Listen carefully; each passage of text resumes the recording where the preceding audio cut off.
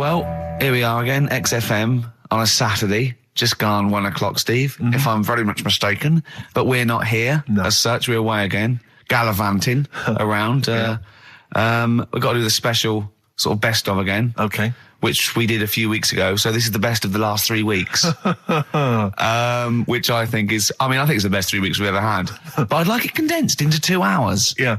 Yeah, some great music as well in there. Yeah, there'll be some great music interspersed with fine chat that you've already heard. Yeah. Except this bit. This bit's new. We've actually, out of the kindness of our heart, we've come in last week. Yeah, yeah. And we've done a few clips just because we felt a bit guilty about shooting off. Yeah. Even now, having heard this link, I'm beginning to wonder if it was worth our time. Yeah. Well, should we play a classic link? Let's play, what, from the last 3 weeks? After this is Feeder. All right, so here's the first bit. Yeah, you might want to try and you heard about the hanging one when the fella was... Sorry, mate, go on. When the fella was hung. Well hung? He was hung and... hung? Sorry, what's hung? He was hung by a rope. So, isn't that... No, I think it wasn't he a Chinese emperor? And wasn't he hung? Yeah. He was hung. Some fella who'd done something, they hung him. And, Wait, they wanted him? It's not a word anymore. He was hung.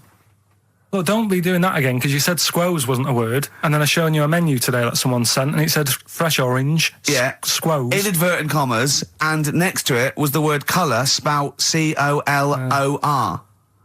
So, presumably either the American menu, right, in which case there's loads of American words that we don't use, or... it's just a badly typed piece of work. Anyway, there was a bloke that was hung. He was hung and that, but he didn't die. Hung on that, he was definitely a Chinese. Hung on that, yeah. I remember him now, yeah. He didn't die, and they said, just hang on a minute whilst we change the rope and that, and he stood there waiting, changed the rope.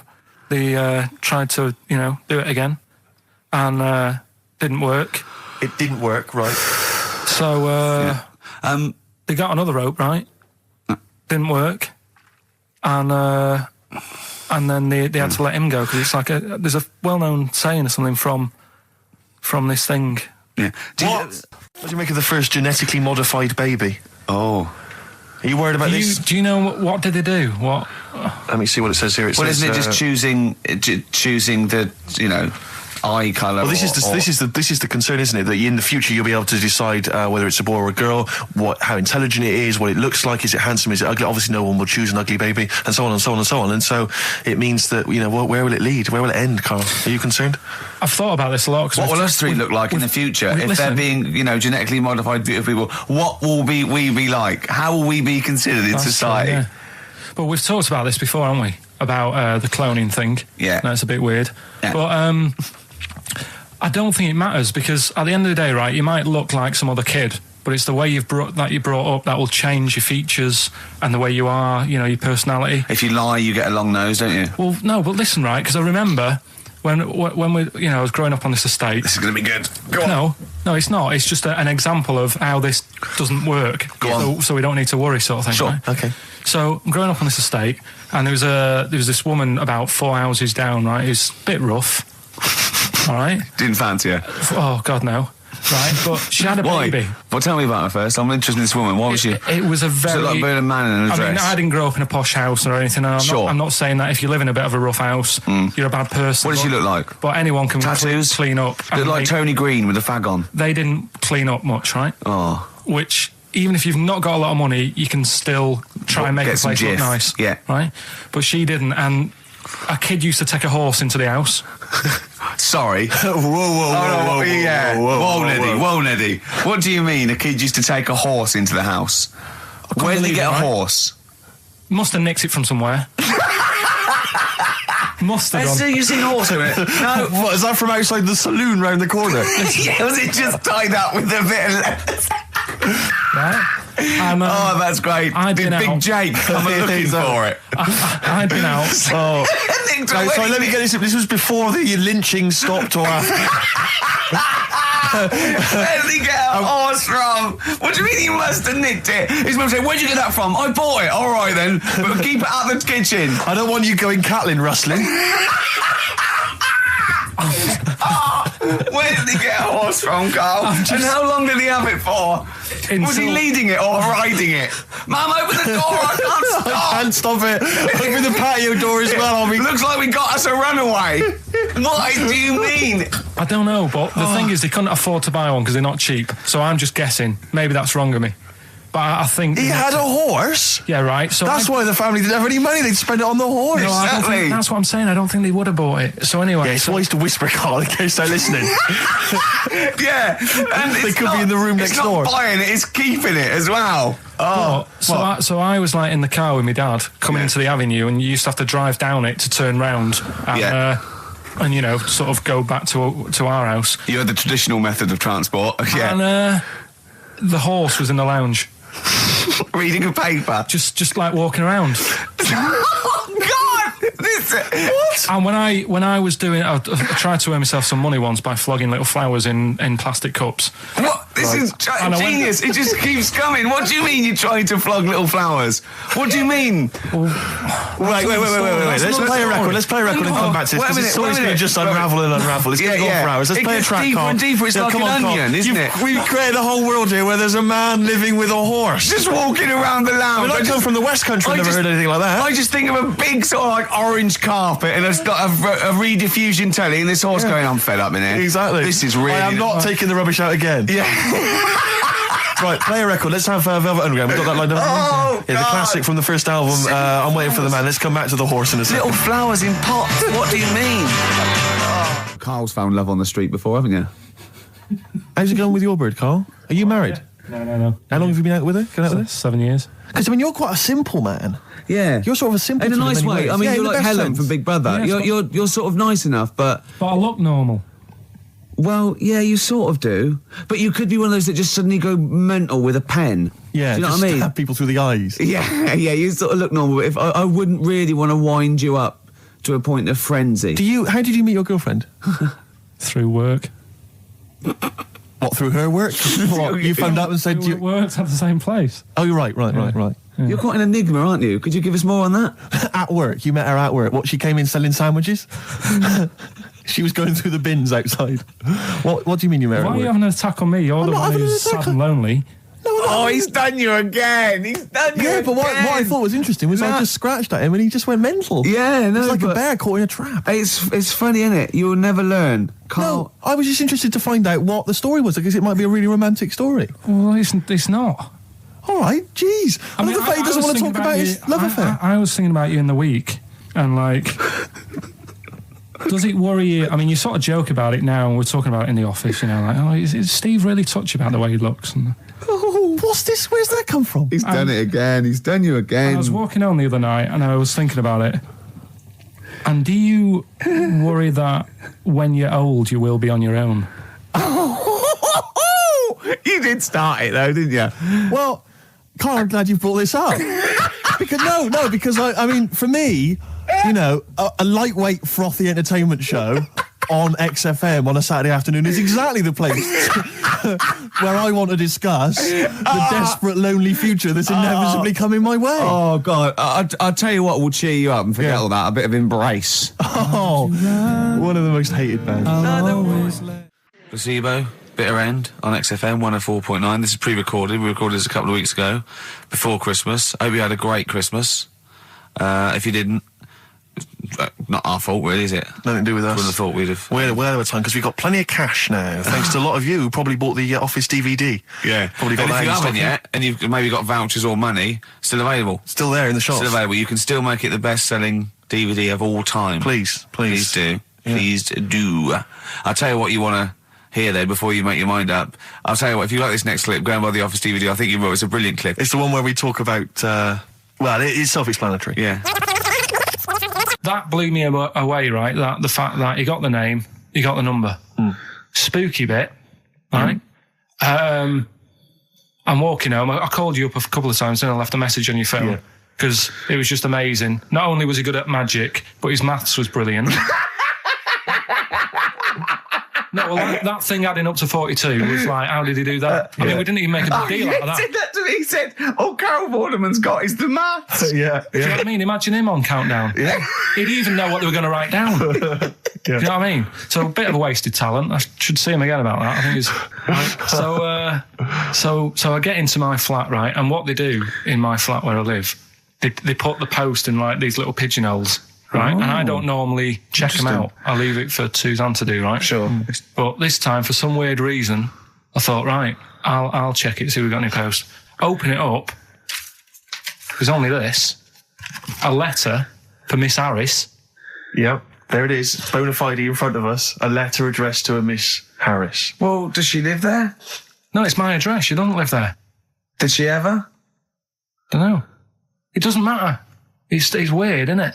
But We've never had. Normally, I think there was a guy who lived there called Yaki Shoki. Mr. 42. It was definitely wasn't an Harris, right? This is the first time we've had a letter for this woman. Yes. Right. But what are you claiming? Because Derren Brown himself admits that it is not paranormal, it is not supernatural, it is a trick. It's a trick. Is it? But he would say that, wouldn't he? Hitler said that. Play a record. Well, can we open this? No, it's illegal.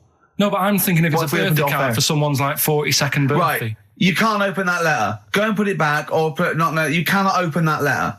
Why not? You can't open someone else's mail because you think Derren Brown's supernatural. What if we steamed it open, then resealed it? No one would know. It's only a letter. You can't. You can, but I don't want any part of it. Carl, I if think you should open it. No, you open I'm it. not opening it. It's against the law. You should open it Right, then. we won't open it then. They won't send you to prison. Look, forget it. You'll get off. Cure. Yeah. Bit of cure. There's no it's cure, no. operation. I'm looking. Well, I'm tempted to open it. Well, do you want to, Steve? There you go. No, I'm not going to open it. But I think you should definitely. 6 Different Ways by The Cure from the album The Head on the Door. We've enjoyed that. The head on the door, Carl. Ooh, bit of a coincidence. Spooky, isn't it? It was only 4 weeks ago you were talking about a head and a door. Exactly. Has the door got a number on it? 42. Oh, dear. So we're not opening it. No. Well, I can't open it because as the producer, right? Oh, yeah, because your standing in society is such that they'd make a real example of you. Yeah. A producer of a tin pot radio show once a week. Yeah, he should know better. He can press buttons and talk at the same time. Sending down. But they wouldn't try you in an adult court. You would Carl. get They away. wouldn't be You allowed. would get away with it. Just they hear you speaking for a little while, and the judge would end up squeezing your head and letting you off. It'd be like those people who train monkeys to break in. Do you remember down in South London? We talked about it in the past, and they were going around robbing stuff, and they trained them to do it. Yeah, think so they I did think some time I don't think those monkeys would have got in trouble. It would have been the keepers. So, I think XFM would probably take the rap. Will you open it? No, I can't be seen to open it. No, he's I'm a an writer award-winner. director. Exactly. So am I. I can't be seen to open I'll it. give it here then. Right, I'm having no part of this. That's against the law, but Right, I'm having no part of it. open it. Come on, you've started now. Right. The thing is, right, if it's important, we can say maybe she's listening. But do you need the stress? What it could be anything. What are you going to say? We're going to say, oh, and if you are listening, Mrs. Harris, you have got gonorrhea. Call the clinic. Do you know what I mean? It could be anything. Oh dear. Oh well, I think my talk did well. Well, what is it? Is the number 42 on there? What is it? Can you say? Be careful. What? Let me see what it is. What is it? Dear Sir, Madam, your periodical dental inspection is now due. Would you kindly contact the surgery to make an appointment? Harris, Mrs. Harris, if you're listening, your periodical dental inspection is now due. You might want to contact the But the dental surgeon that you normally go to. she could have a faulty tooth. 42. 42. 42. I don't believe it. 42. 42. Oh my God. God, that Derren's good. isn't he? Derren Brown's good, isn't it? Oh dear. Well, listen, still to come, right? We've got the monkeys thing. Oh, chimpanzee that. And when I was out last Sunday, right, at Johnny's birthday party, Yeah. Steve was there. Yeah. Got talking about stuff. And a debate that we didn't really finish cropped up. It blew your mind, didn't it? Amazing. Oh, I know about this. Steve told me. This is the infinite amount of monkeys. Or a monkey with a typewriter and an infinite amount of time would eventually come up with the works of Shakespeare. Yeah. There was no debate. It's a philosophical, mathematical problem. There's no debate. It's true. It wouldn't happen. No, listen, Carl, listen. Infinity sorts it all out for you, right? An infinite amount of monkeys at a typewriter, right? They do everything. They type everything. Infinity just sorts it all out for you. There's no getting to it and they're going, oh, well, let's have a look what they've done. This one's come close. Did Romeo and Juliet. It would do it all. It would type everything ever possible, conceivable. Yeah, but... It's a mathematical... Well, infinity we've heard your side of the argument, Rick. And I'll be honest with you, it's a persuasive one. But let's hear Carl, because he heard about this in a pub last week. Yeah, so what's he's got some strong What's your ideas problem with himself. it? What's your problem with it? Well, first of all, right, you're saying it's a load of monkeys. It's not just one monkey that It depends. can live forever. No, wait. It's either a chimpanzee with a typewriter with an infinite amount of time. He would eventually, by definition, mathematically, type everything ever possible, okay? Or it's an infinite amount of chimps with typewriters, and one of them will type it first time. But already that's not right. You either need to have What do one you mean? monkey. What? You mean Let's hear his employment point. laws? He What do you mean can't- it's not right? Let's hear him out, please. If it's one monkey Yeah. with a typewriter that's got loads of ink in it and that, right, at least it knows what it's done in the past. It's not... Keep going. Crime.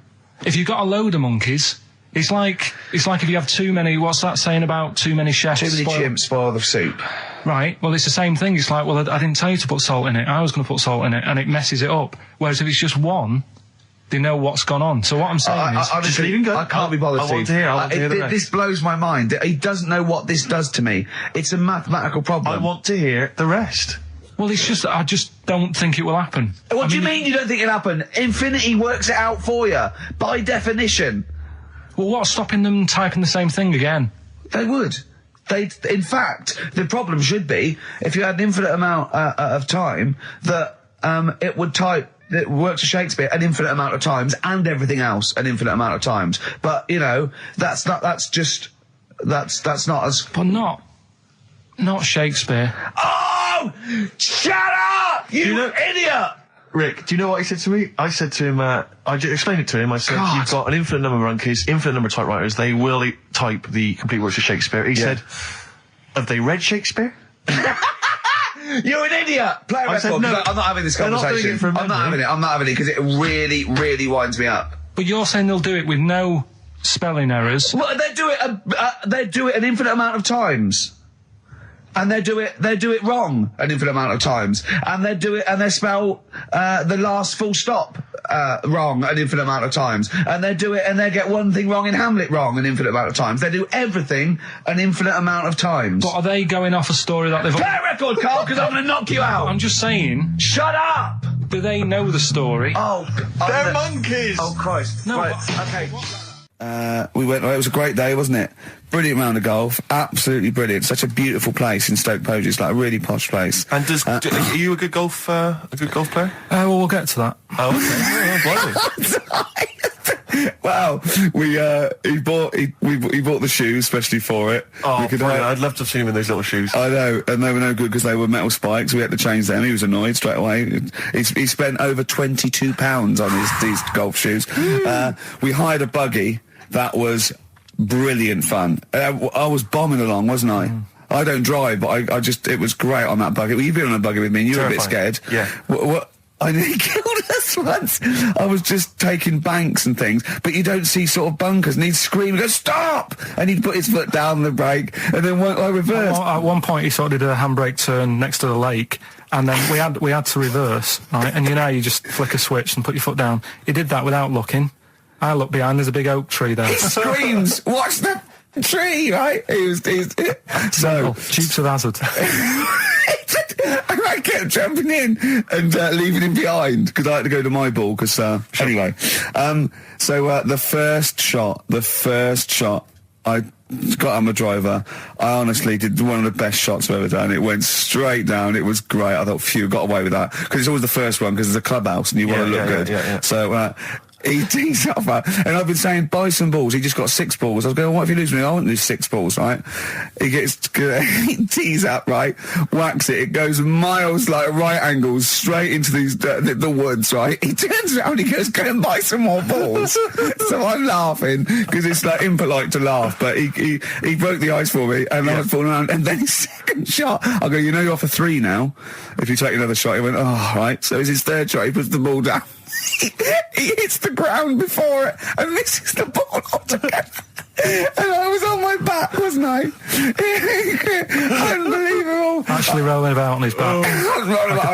And we were terrible. I went round 107. He went round in like 119 or something. Sure. It was just rubbish. How long did it take? 5 hours. Of course. And there was no one around, luckily. But it was fantastic. So then we go and have our meal. What annoys me, I said, right, I'll go for a run. He went, I'll have a bath. I said, I'll see you at 7:45. At 7:55, I have to call him. He's not ready, so he's let me down there. I can't stand lateness or laziness. You hate lateness. Yeah, and he's let me down. Do you know his excuse? He fell asleep in the bath because there was no light bulb. There's no light bulb in the bathroom. So instantly he fell asleep, and he was late. No, do you know what I mean though, Steve? If you're sort of like nice and warm and what have you, I was tired anyway. I've been stressed out for 4.5 hours, right? My life flashed in front of me a few times in that buggy. So it's all sort of wears you down a bit. I thought, right, I've got a headache. You're going for your run. I'm going to have a bath. I walk in, put the light on. For some reason it didn't come on, but I thought, it's all right. I'll just... doesn't matter. You can have a bath in there. It's summer, so it's light anyway. Well, there's no windows in the bathroom, so... So you were in the darkness? So I'm in the darkness. I nod off because I'm shattered. He calls up, hassling me. So I said, well, it doesn't normally take that long for me because, I haven't got, like, long hair. I've got a dryer and so I can sort of one wipe. Yeah, he's already 10 minutes late, though, when I called. Well, 10 minutes. 10 wow, minutes. this is late, this next. It doesn't matter. Dinner wasn't till 7:15, so we had, like, another 20 minutes anyway, so it doesn't really matter. Yeah, but we said 7:45. So he's calling up, hurry up. So I said, yeah, all right. So I get out and dry and like my tackle and what have you. Calls back again 30 seconds later. No, I don't, I don't like that. You're not going to do that, no. Give it a wipe. 30 seconds later, come on. So I end up going downstairs to the meal area. Naked. With a wet shirt on and wet socks. I've got headache as it is. Meant to be a relaxing weekend. But anyway, so we have our meal, which is really nice. And then we're sitting in the bar. I'm having a cigar by the fire. Yeah. Like, we're having a rather nice Pinot Grigio. Yeah. He's there going, I've got headache. Is this 1955 that you live in? I know, yeah. It's so right. We are knackered because he's not used to work. I've seen him moaning, falling asleep. He's not used to it at all. And you've been on your feet for over half an hour. Yeah, right. So we didn't even walk around the golf course. We had a buggy. Yeah. Wasn't even exercise. That was Bowie and Waterloo Sunset. Love that. Love the original. Love Bowie. Bowie was my gig of the year. These are my singles of the year. These are our clips of the year. I'm Ricky Gervais, with me Stephen Merchant. We're just picking some lovely little bits and pieces. Do you remember when we talked about this?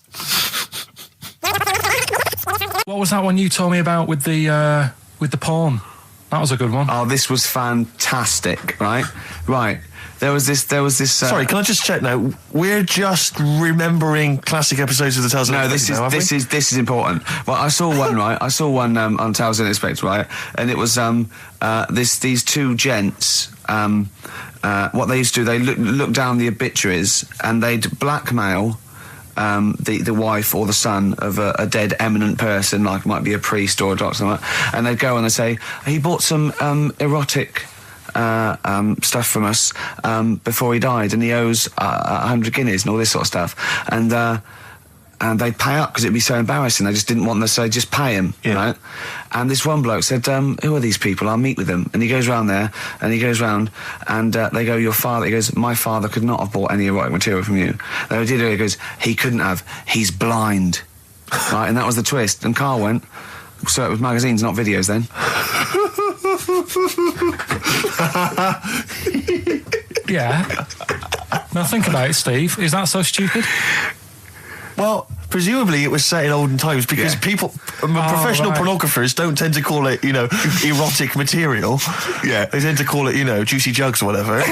But more than that, I don't understand how a video is going to be any use to a blind person either. I know that you can hear the sound, Carl. Look at him nodding like he's caught me out. Yeah, what sound will you hear? Do. Your meter needs looking at? Yes. Cut. What's then? What's that? Then it's just noises, isn't Occasional groans.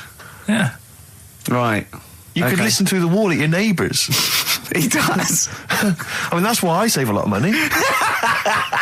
But I thought you were going to point out, Carl, that they could have had a Braille porno. Now, have you thought of that? Look, feel the lumps on that. Exactly.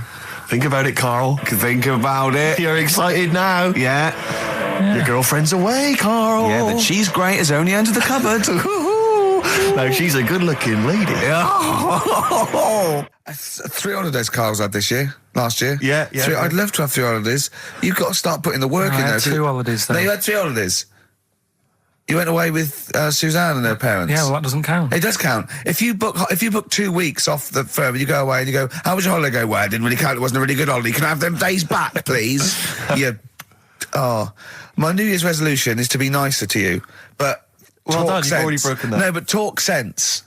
Talk sense. You've had 3 holidays this year, and I'm just saying, you're in your 30s now, and 30s is when you should be really putting the work in. That's true enough. To reap the benefits in your 40s, 50s, 60s, 70s, 80s, 90s, and 100.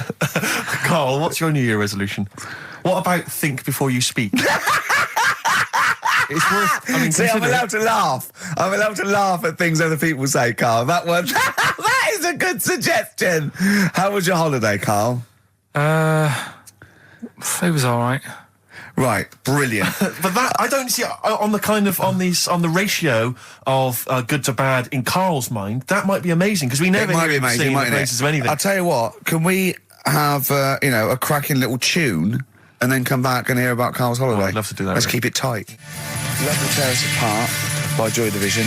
Now I can't put my finger on it, but that doesn't sound like the original, and it's off a compilation. It sounded a bit fast. I think the vocal was slightly different. If anyone can, put me out of misery, I think it might be in a session of the time or something. Carl, is it a New Year resolution for you? Another one. Maybe when we ask you to get a song, get the original single version. I could be wrong, not some but obscure session. Yeah, it does seem different, doesn't it? Very odd. Yeah. Maybe we just remember it wrongly. But anyway, that's XFM for you. 104.9. I'm Ricky Gervais with me, Steve Merchant. Karl Pilkington. Karl, you went to Lanzarote. Yeah. People said don't go to Lanzarote. They told you it was Lanzarote. They told you, were they right or wrong? You were right, yeah. Really? Yeah, it's a bit ropey, yeah. Is it? Why? Just out there. If it wasn't for the volcano they had, it'd been knackered. That's their big draw, is it? That's it, basically. That's all they've got going for them. When you landed, was it really hot? Were you quite excited? You were thinking this is okay? It was warm. It's, we can't complain about the weather. The weather was all right. Sure. You know what I mean? That's what I went for, but it'd be nice if there just was something else. Yeah. What did you do all day then? Did you read your ritual book? No, I didn't read that. I read that book. Do you know the book that I bought and all the chapters were messed up? Oh, yeah. I bought a better version of that. All right. And I read that. Excellent. And then... Did it make more sense in order? Yeah, a lot easier to follow. Yeah. And then we went and had a look at the volcanoes and that. They've got 36 of them to look at.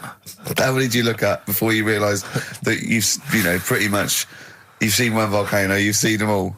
Probably about 6 or 7. Really? And then when you got to the 8th, you thought, now I know what this is going to be, Suzanne. This is going to be like a mountain with a hole in the top. Yeah. Really? But it happened years ago as well. It's like, just keep a couple, fill the rest in, tidy it up. Fill the rest in! Yeah, no, Well, getting some builders. No, seriously though. Okay, 4 million tons of concrete, please. They're an absolute death trap. Yeah, what do you mean fill them in? Do you know what a volcano is? It's just a hole, isn't it? That's happened. Well, it's more than the hole. It's more a portal to the magma in the centre of the earth. Back in 1730 it happened, and they still haven't sorted it out. Well, when you say it happened, volcanoes were made a lot longer ago than 1730. No, but the one that did Lanzarote in. Right. Sort it out. What would you suggest? How can they fill it in? It's joined. It's all joined. No, but what I'm saying is, the big plates of the earth are all joined. All the magma's joined. With the trade centre thing, that happened. They cleaned it up, sorted it out. They've moved on. That's what I'm saying. Whereas Lanzarote have just gone, leave it. It happened back in 1730. You misunderstand me. How, in the name of God, can you fill in a volcano? You ignorant twit. No, but it's not just the holes. They've actually left the lava everywhere. That's what I mean. It's not just the big holes. There's lava everywhere. But it's molten rock. They can't just pick it up like they're like a carpet. Put it in the holes. The holes are there ready. Just push it all in.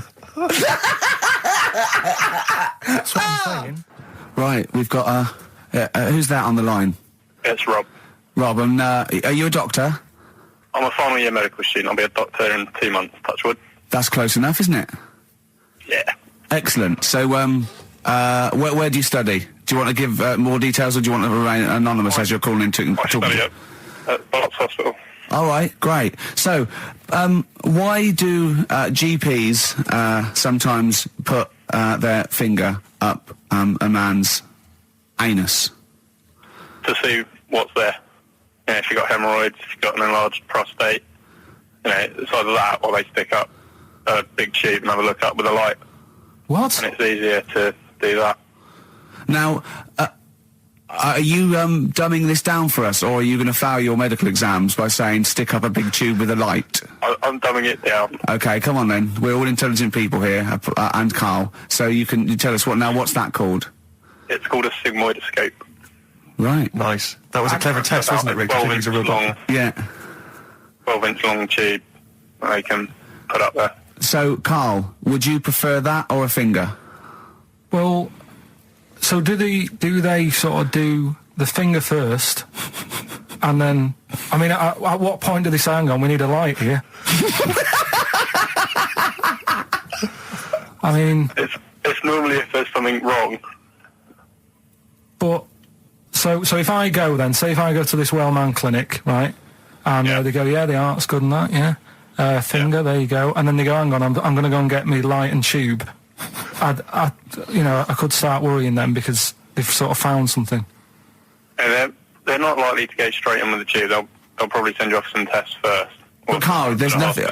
But you go to these places to put your mind at rest and to know where you are with your health. I mean, it's not that you go along. That's what most people worry about. They think that because I'll go along and they'll find something. Well, one, that's illogical. It doesn't heighten the fact they find something because you go along. And two, if they do find something, it's a good job you went along. I mean, I'm a hypocrite because I don't go to the doctor, but I've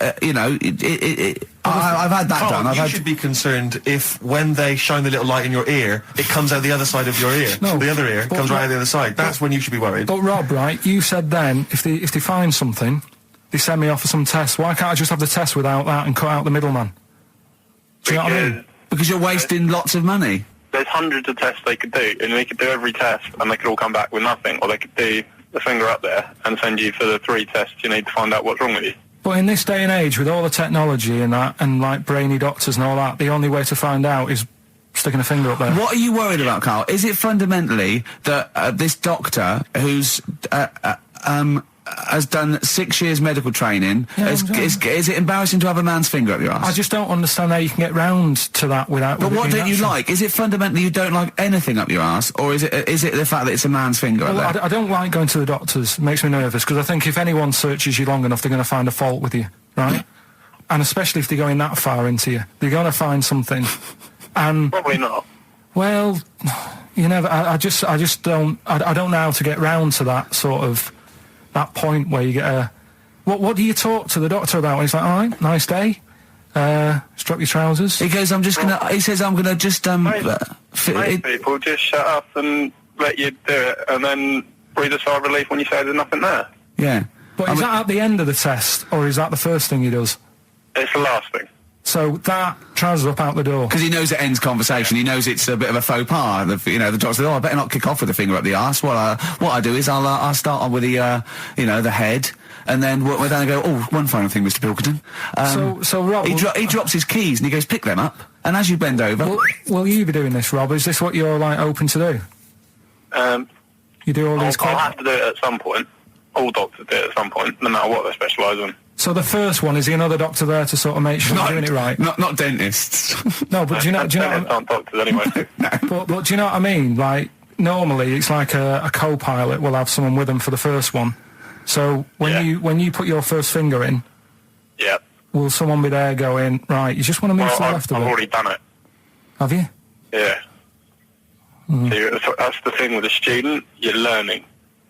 So you get people teaching you. And you how to learn do on- these things. Can I just point out, Rob, I think I'm right in assuming that you have a glove on, Yep. and there's lubrication, Yep. and it doesn't hurt. No. There you go. What are you worried about, But Carl? who's this person who everyone's testing on in your class? It's not one person. One person. There's like, when a patient comes in and they've got a problem, your boss, the consultant, he does his finger up, and if Yeah, he but- finds something, he goes to the patient, is it alright if the student has a feel as well? Then the Well, student what- puts on a glove, puts the leave on the glove, and sticks his finger up and sees what he comes out with. Rob, I wish you could see Carl's face. I mean, his face when you said, and he says, can this fella have a go as well? He looked horrified. That he thought it was a free-for-all, like there's a queue of people trying on gloves and going, let's have a go. That looks good up there. What have you found? No, I mean, how come you had to sort of... Is it not something you could test on yourself rather than waiting for other people to come in? Because then, you know... It's Cause an then you awkward position to get to, really, isn't it? well, but you can have a good rummage then without feeling too awkward, but to sort of have a go on your first patient when you don't really know what you're looking for anyway, do you know what I mean? Never really thought about it. Because you don't... If you've never done it before... You pop your finger in there, and you've got to sort of look. You've got to have an expression on your face, like you know what you're finding. Well, they can't see what you look. They can't see I'm telling you your what's face. there. You got the big boss consultant man going, now move your finger there, and you'll probably feel this. Because he's just done it. He knows what's there. Well, what? Oh, so he's already had a go. He's had a feel, and he's going right. If you feel to the right, that's the conglomerate or whatever. The conglomerate, yeah. It's conglomerate is in perfect All right, working order. Well, that's. I'm still. Thank you, Rob. That, I'm sorry you had to go through this. Carl is probably the worst patient you'll ever encounter in your medical career. Good luck with your finals, and thanks very much. And do you know any female doctors who do this? Or? Thank you. XFM 104.9. Thank you. 104.9. I'm Ricky Gervais. With me, Stephen Merchant. It's the best of. You've been voting in all week, sending your emails. So here's the clips that you wanted. Right. Okay. Right. The results of Rockbusters. We ain't got a winner for the first time. Yes, we have. We've got done this loads. feature for. We've got loads of winners. No, we haven't. We've done this feature for 3 weeks. This is the first time I've managed to sort of. What? Well, let's go through them then. What have they got wrong? The first one. The first one. What was The first one, the yeah, the first one. Well, hang on. Let's do them in reverse order first. So what's the last one? The last one, the clue was that bloke does sport on the telly and he's got a little kid. What's that? That's Destiny's Child. Des, who does ITV Sport, that's has got terrible, a tiny man. child, right? No, That's terrible. that's fine. Yeah, They got that. okay, Destiny's Child. What's the one? What's the middle one? Right, the middle one. Right. Child. The second one was he doesn't like women. Yeah, he's got a couple of kids. That's a bit weird. Yeah. Right. That was PD. That was Puff Daddy. That is offensive. Go on. But it's not Puff Daddy. It's Puff Daddy. And he's not even called that anymore. He's called P Diddy. Well, Okay, fair enough. but they got that one. Yeah. And if I'm being tight, these lot are as well. Yeah. Yeah. Tight means something in Manchester. Go on. Right. And the first one that they're having problems with, I don't think them birds should be allowed in this They've area. got it. Boyzone. It's not Boyzone. What's the clue again? I don't think them birds should be allowed in this area. That is perfect. A boy zone. No birds. No women. No women, yeah, birds, right? A boy zone. Sorry, Carl. If that isn't the answer, their clue is better than yours. That is brilliant. What was yours? Boy zone. It works perfectly. What's your answer then? Bangles.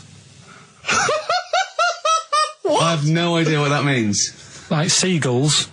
So you don't want them in this area, so you're banning them. Bangles.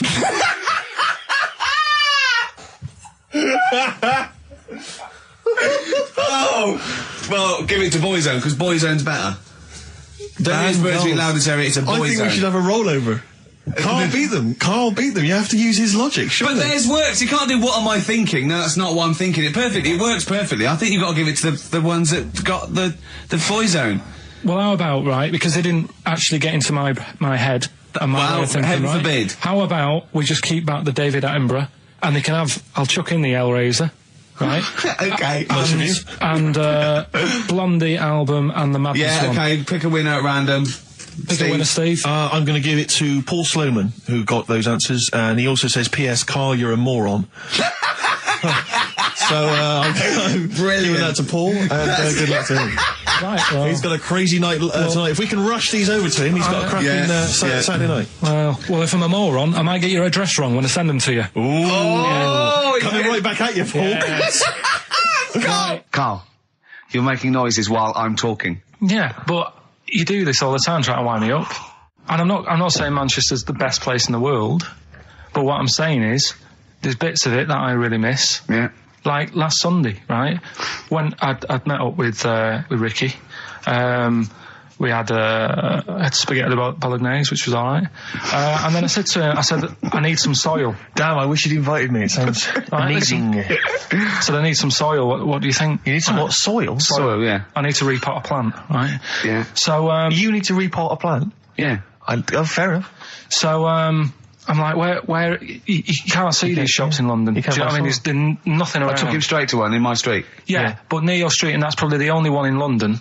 Well, you say that, Carl. No, it does annoy me. Round my way, it's like, you know... You can't move for soil shops. There's Earth, you can just pick up handfuls walking down the street. Yeah, incredible. People just lean over into someone's front garden. No, you can take the plants as well. No, but what I'm saying is, Manchester, there's loads of decent hardware shops. Yeah. Here, you know, if you want a panini and a latte or whatever, you can't move for them. But for soil, I had to go virtually how many miles away from me to carry that soil home and stuff. Yeah. It's not good. I mean, London's all right, but if cities were sort of marked... It's neglecting the peat market, really, well, isn't there's barely any mulch available in central London. I'm sick and tired of not getting a good, decent compost of a Sunday. Indeed. So, you know, I'm thinking of moving to the north, where there is loads of soil and gravel. Indeed. And animal shite. Whatever. Yeah. So you were going to say, if you were marking cities out of 10, what would you give London? Well, if you were marking them on, like, you know, on what they have. Right. As opposed to what? Well, as opposed to... How you spell it. Say, like, I think the greatest city in the world is Rome. Right, it's pretty amazing. Yeah. Have you been?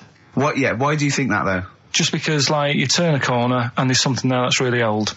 Right. Like, you're going down Normal Street. Go and stay in a Derby and Joan club. Yeah. No, but it's like you're going down the road and then you turn a corner and like the Colosseum's in the middle of a busy road. It's like, what's that doing there? Yeah. And just when you think there's no more, you turn another corner. It's almost as if that was there first. Yeah. Well, yeah. But do you know what I mean? London. Yeah. What have we got? You know, Trafalgar Square's world known. And you go there, what's there? Yeah. Do you know what I mean? So there's a lot of space there. Get one big B&Q. In Trafalgar Square. To cater for the whole of people who live sort of central Londonish. Yeah. And then I'd be happy, but what I'm saying with is... Nelson just popping up through the middle? Because you can still see it, couldn't you? Yeah. It's a great idea. So B&Q could be like the whole sort of flat thing and make it sort of grey so it looked like rock, and then Nelson popping up... Make it classy is what you're saying. Yeah. Stone clad it. So it looks like you've made an effort. And then you can pop in, and then you can go out and go, oh, look, Nelson's column. Oh, look at that. Isn't Nelson? Oh, look at that. The victory. Defeat. That's fantastic. One of the greatest living. Yeah. I need some nails. Yeah. Perfect. Killing two birds with one stone, you say? But why isn't there more than them shops? Because when I went into yours, every time I've been in there twice now. The first time was to get a shower head. Right. And I went in there, couldn't resist buying something else. I ended up getting some super glue as well. Blimey. Hey, big spender. And then, last Sunday we went in there, got 2 bags of soil, not one, I bought 2. And I bought some scissors to cut plants with. Secateurs. Well, Scissors. You never know when you want, you might need more soil, I suppose. Well, I've got You've stopped out now. Where'd you keep it under your bed? Sorry, this isn't going out, is it, this conversation? It's not going out on air. I got a feeling it might be. You're joking. We better play a record. Okay. Play a classic. 100 Reasons. If I Could. Ladies and gentlemen, will you please welcome to the stage Pop Will Eat Itself? Carl, have you got like a sound effect or something of like get the atmosphere cheering? If we're going to test. Cheering. We'll seek it out with. Have you got something there? Have a look on there. I'm just looking in the NME.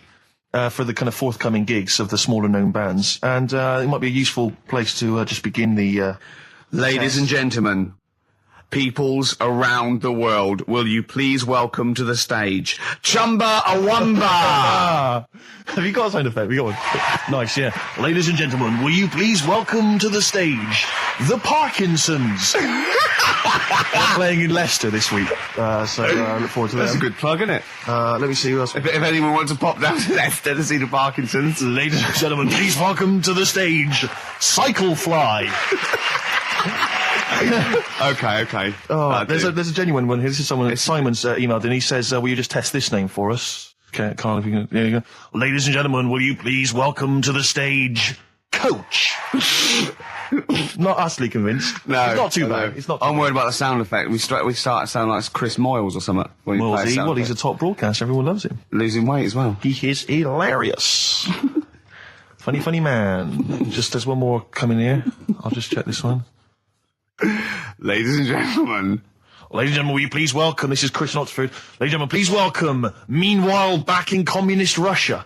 Is that a band? I assume so. I assume it's his band. Yeah. Steve, I will play great old tunes to the cows come home. We got to give them a little bit of Dandy Warhols and Air and Athlete. I know that, and they're great, they're good, right? But I wanted to play a Cat Stevens song, but I thought I'd better not, because I've, play that a little bit. And we quite like resurrecting old reputations, don't we? People like Elton John who had bad faces, or David Bowie. People whose names now are largely laughed at in the serious rock or people circles. that people might not have considered. I thought Cat Stevens, oh no, Rod Stewart, I thought. Was he Rod Stewart? Many people now are thinking of the leopard hot pants and the ludicrous hair. I think I'm sexy and all those sort of awful stadium sort of disco things, but he wrote beautiful tracks from Maggie May through, and I thought, hold on, two birds with one stone. What about a Rod Stewart song written by Cat Stevens? Wow. Is there such a thing? The first cut is the deepest. Let's hear it, Rick. On this album as well is The Killing of George. Georgie Part 1 and 2, remember? About the gay bloke. Georgie Boy was gay, I guess. His favourite song. Carl's favourite song, right? Yeah. And I was going, oh yeah, I remember that, yeah. I said about, and I said, did not intend to take his life. He just pushed it when he gets mugged and killed. Do you know what he said? I was sitting outside, I was singing, and he went, well, as I said, they go out too late. They go out too late? He meant gay people go out too late. He went, no, they do. I went, what do you mean? He said, well, they're always out, they go out when people are coming home. He said, if he'd have been in bed by 10, he'd still be alive today. That's a sobering lesson. And he went, there's one that works here and he's shattered every Monday. Oh, if you're gay and you're listening, just be in bed earlier. Go out when sensible people go out. Yeah. You're right, we're not on the continent, Carl. If you're gay and you're not in bed by 10, go home. Yeah. I don't get it. No, like, again, I spoke to you in the week, and I had much better things, like when I tell you about Brian Blessed climbing Everest, and for some reason it made him, it played havoc with his belly, and he followed through and he had to clean up. Shut himself? Yeah, using ice and snow. Why are you telling me that Brian Blessed, in what way is telling me that Brian Blessed shit himself once in any way educational? Because I was saying how he was climbing Everest, right? Right. I give it to him, he's an actor and that, but he gave that a go. Yeah. Right? It played... What's the point of that, you'd say, wouldn't you? You'd say, God, he's so he's alright. Me doing a boxing match, there's no reason is rubbish, but him climbing Everest and shitting himself, yeah, he did that. It's commendable. Right, and he's only going to, go and do it again. He's going to climb it again. Yeah, but he might not shit himself this time. Yeah, what's the point in going? Nothing's changed up there. Yeah, good point. Yeah, What's it been? Well, it has. They've probably cleared out by now. Right, but it's slip on it. I can't even read about Brian Blessed. Is it actually true, or have you lied with someone else? It was an interview with him in it. And what did he say? Oh, come on! What did he say? He said I climbed Everest and I played havoc with me belly. Let's talk about it next week. We've really run out now. Oh, you're a fool. Kings of Leon, California Waiting. Steve, the public have been waiting for us to return. Well, that's true enough. All right? Yeah. They had the best of last week. Was a joy. They had Camfield and us without Carl the week before. But it's been a while since we've all been together. I'm Ricky Gervais. With me is Steve Merchant. And over there, with his little sunburnedy, baldy head, little Karl Pilkington. Hey. All right? Yeah. That wasn't Steve slapping me head then, by the way. No, that was just him clapping, like Steve Wright in the afternoon. It's a great show. Because it is a good show. Yeah. He's so pleased that we're a posse. Yeah. And we're all back together. 3 holidays Carl's had last year. Yeah. I'd love to have 3 holidays. You've got to start putting the work in I there. had 2 holidays, though. No, you had 3 holidays. You went away with Suzanne and her parents. Yeah, well, that doesn't count. It does count. If you book 2 weeks off the firm and you go away and you go, how was your holiday? Well, I didn't really count. It wasn't a really good holiday. Can I have them days back, please? My New Year's resolution is to be nicer to you, but Well talk done, sense. you've already broken that. No, but talk sense. Talk sense. You've had 3 holidays this year, and I'm just saying, you're in your 30s now, and 30s is when you should be really putting the work in. That's true enough. To reap the benefits in your 40s, 50s, 60s, 70s, 80s, 90s, and 100. Carl, what's your New Year resolution?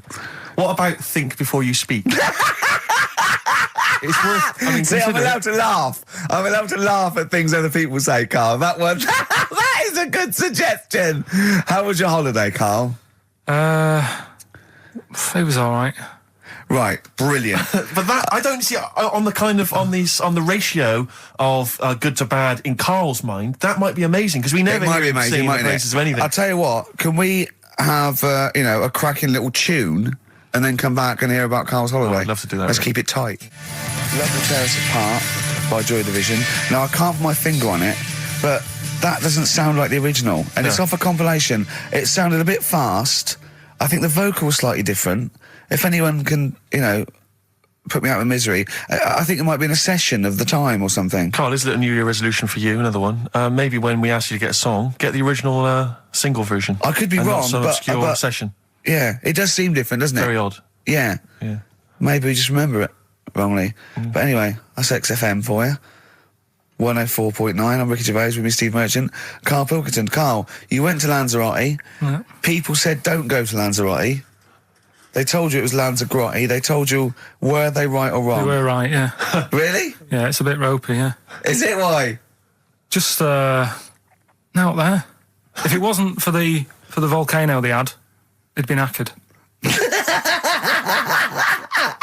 That's their big draw, is it? That's it, basically. That's all they've got going for them. When you landed, was it really hot? Were you quite excited? You were thinking this is It was okay? warm. It's we can't complain about the weather. The weather was all right. Sure. You know what I mean? That's what I went for. But it'd be nice if there just was something else. Yeah. What did you do all day then? Did you read your ritual book? No, I didn't read that. I read that book. Do you know the book that I bought and all the chapters were messed up? Oh, yeah. I bought a better version of that All right. and I read that. Excellent. And then, Did it make more sense in order? yeah, a lot easier Brilliant. to follow. Yeah. And then we went and had a look at the volcanoes and that. They've got 36 of them to look at.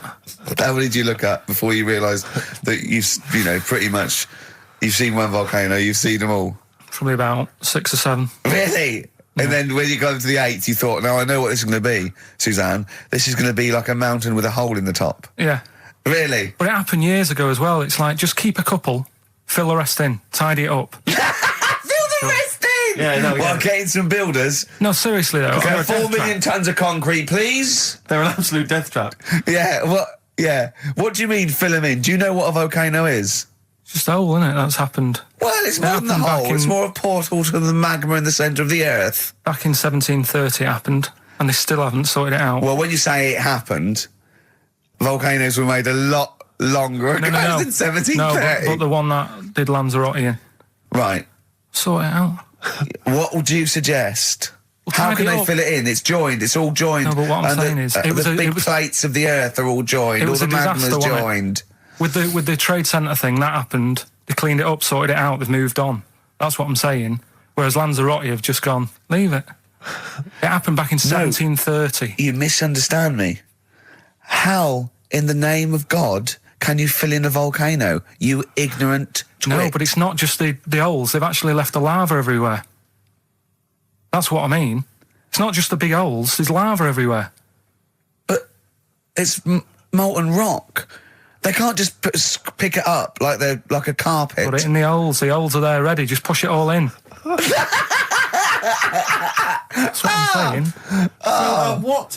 What exactly is there then? Is it just a kind of moon-like kind of surround with just kind of dust and rock. That's exactly what you see. I was there when the Mars thing went wrong. Yeah. I would have just sent a camera crew there, filmed a bit of that, right, and say, here we are, this is it. Ignore the little coffee shop in the background. Right? This is Mars, because that's where it's like just loads of dust, holes everywhere. Tidy it up. Little round-headed aliens complaining, whinging, just like Mars. Yeah. So, is there any? What's the best bit about the holiday? Come on, pretend you're Judith Chalmers. I have been doing. I would have done all. I would have said that. Don't bother. Right. I mean, the hotel was good. Yeah. That was all right. What was that like? It's all right. Just clean. That's all you want, isn't it? See, that's not quite what Judith Chalmers does. She doesn't go, what's the hotel like? All right, yeah, clean, isn't it? All right. What was it like? Was it, what was it? 3-star, 4-star? Did it have a swimming pool? What was the room like? I had a swimming pool and that. Yeah. Yeah, it's good. I think it was one of the better ones on the island. Okay. Nightlife? Wasn't really. And there was a bar, there was some bands playing. Yeah. Not very good. Food got a bit boring. Yeah.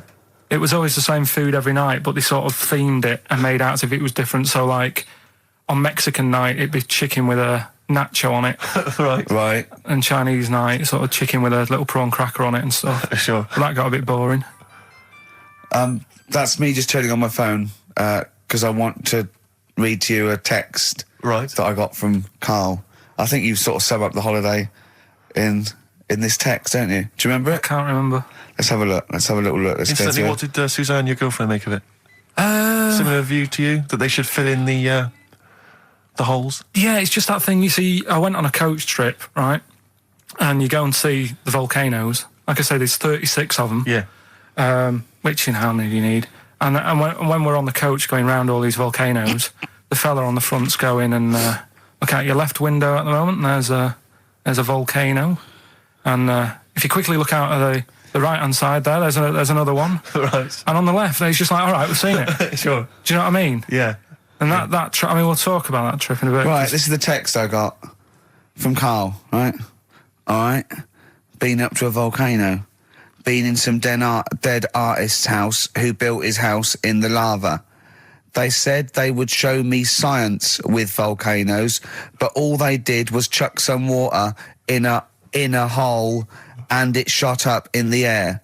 No dwarves in the canteen, no scousers here, but there is a Swede woman with a big head. She looks effing gormless with a cap on. All right? So a little reference there to... A Swede woman? What's that mean? Do you mean Swedish? Yeah. Or she looked like a vegetable? No, the Swedish woman. But they've all got sort of quite big bill, aren't they? And I sent him a text. Oh, well, it's just good to be on holiday because, I'm working. He sent back, so am I. Just been watching Sky News. There is a school for monkeys who want to get a band together. Is that monkey news for later?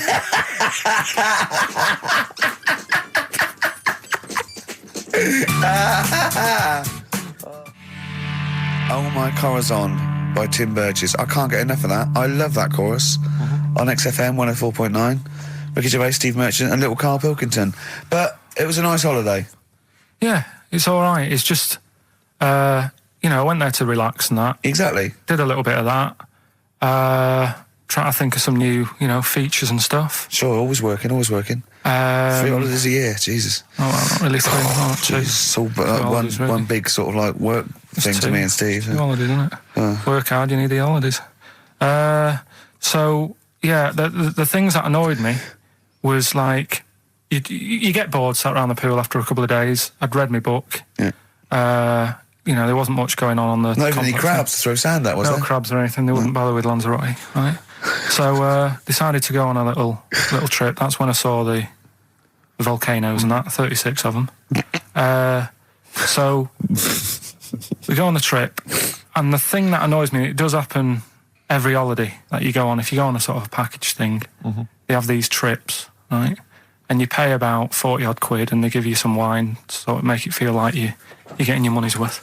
But how many of these trips have you been on then? Loads. Probably about 12. Phew, more holidays than I've had. Go on.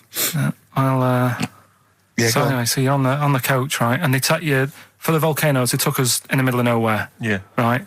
There's nothing else round there. Sure. It's like I say, it's like Mars, but with holes in the ground. Yeah. Right. And they sort of drop you off, and they go, right, everybody, see you back here in an hour. There's loads of volcanoes for you to look at, and a coffee shop over there. And you know for a fact, right, you don't need an hour there. You could just say, well, just keep the engine running because I'll have a look in this hole, we'll get back on, give us 5 minutes. Don't need an hour. Absolutely. But you know that they've got something going It's a with backhander, definitely. What, with the coffee shop? Definitely. Yeah, they go there. And they get everyone to have an ice cream and a coffee, and they sit down, have a fag, talking to the bloke. Yeah, and it's like, cousin. Yeah. Have you How ever- much was the coffee? Was it probably overpriced? about €3 euros, so I think it was $3.50. Sure. Yeah. Which yeah. is, I don't know, what, that's about £2.50. Isn't it, Yeah, something? they stitched you up. Well, I remember we were on as a family trip to France once. We went to Paris. We got a coach coming back from Paris to one of the ferries, one of the ports, Calais or wherever it was. Coach trip. It was quite a long coach trip. And at one point we were thinking, we're on the motorway. This is fine. We're making good progress. Suddenly we came off the motorway. We must have gone like 40 minutes out of our way. End up in this street completely empty, little French town. And it's pulled up outside this what appears to be a restaurant. And a guy jumps on dressed like a Butlins redcoat. He's French, but he's putting on a kind of English accent. He goes, hello, thank you very much, top of the morning, good morning, hello, come in, we've got food, drink, go upstairs, we've got rooms if you want to have a rest, or play around, no, it's up to you. And we all had to funnel off this thing into this restaurant, and this one family went, well, we don't want to go in the restaurant, we brought sandwiches, we just want to get to the port, we're not interested.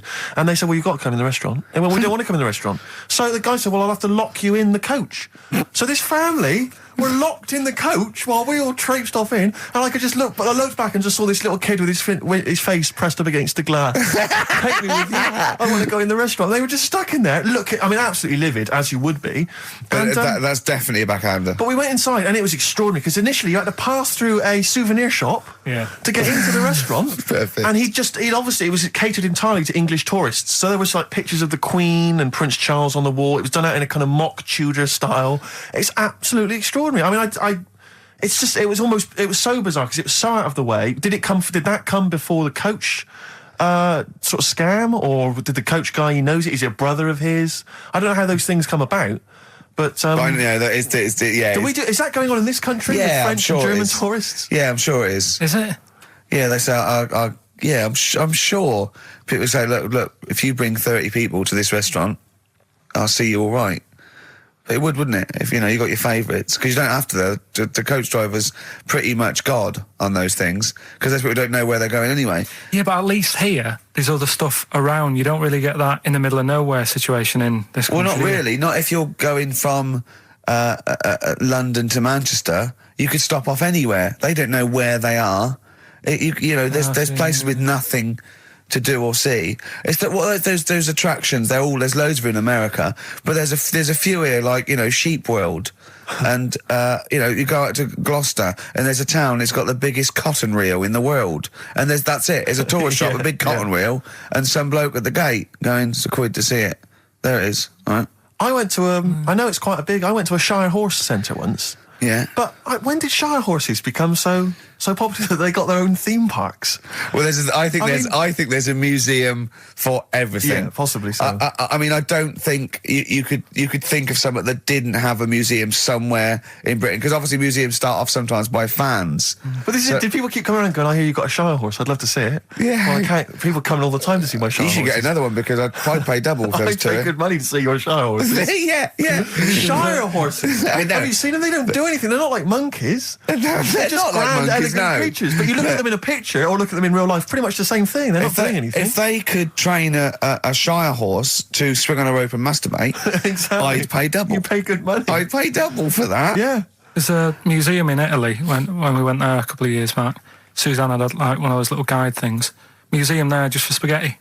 Yeah. I mean, Well, open a restaurant. Yeah. yeah. Was it interesting spaghetti? Spaghetti in different shapes? Don't know, didn't go. I went to see a big hole in the ground. Sure. Can't get enough of them.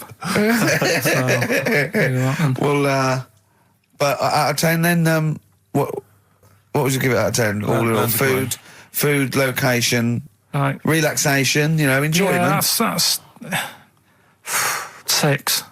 Okay, brilliant. 6, yeah. Next week, where are you going next week? You're not on holiday next week? Going Cool. away with Suzanne's mum and dad again. 5 holidays. Been roped Play a into record. that. You've got to put some work in. You're in your 30s now. You've got to knuckle down. Star Sailor, Silence is Easy on XFM 104.9. Now, we've got a few ads coming up, which is we're loving that. It tells you what to buy and when to get it and everything, which is a sort of information service. But after that, a welcome return by popular demand of Rockbusters. What do you mean by popular demand? Well, one person said to Karl, I used to like that, so he went away and started on it. Sure, brilliant. Yeah, brilliant. Get a paper and pen ready. Yeah. Turing Breaks, Mind Over Money, XFM 104.9. I'm Ricky Gervais, Stephen Merchant, little Karl Pilkington. Yeah.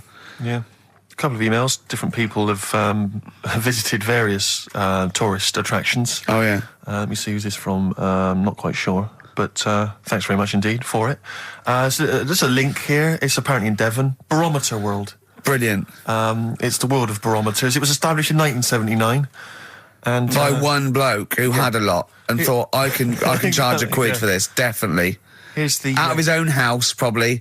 Converted back scuttle. Exactly. Yeah, that's not a euphemism for a sexual act. But look at the webpage here, Rick. There's a picture of a beautiful barometer being held by a beautiful lady. Lovely. Who's definitely his daughter. Yes. Definitely. Come on, Kathy. Oh, that. Dad, no. Come on. Undo your top a little bit. Dad, definitely made to do that. Yeah. Oh, that slight look of I hope no one I know sees. Just checks out Barometer World. Barometer World. Yeah, that's available. If you want to check that out, www.barometerworld.com. That's Now, all the... barometers, do they work? They're to do with checking, is it the air pressure? Well, everything. Air. But I think that's what it's based on, isn't it? Sort of low and high pressure, so it's going to rain, it's not going to rain. Yeah. Or going to be windy, but I wonder how accurate they are. I think in the days before satellite sort of weather surveillance systems, probably essential. Yeah. Nowadays... As essential as hanging some seaweed out by the back door? Probably. I think it's probably similar. I think it's the same one as holding a needle and thread over a pregnant woman. If it goes clockwise, it'd be a boy. Yeah. Yeah.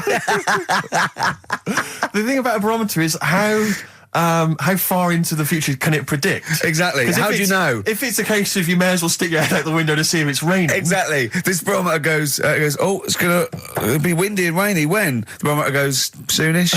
Yeah. So I can't say, but it will, well, within the 7 days. I don't want to be specific because you'll have me. Yeah, yeah. I don't want to. But I mean, I'm just a barometer. I'm not really a weather person. Analyse the information. Yeah, brilliant. What's in there? What's happening in there? What chemicals are being affected? How does it work? I don't know. I assume it's probably something. Wait a minute, let me email Barometer World.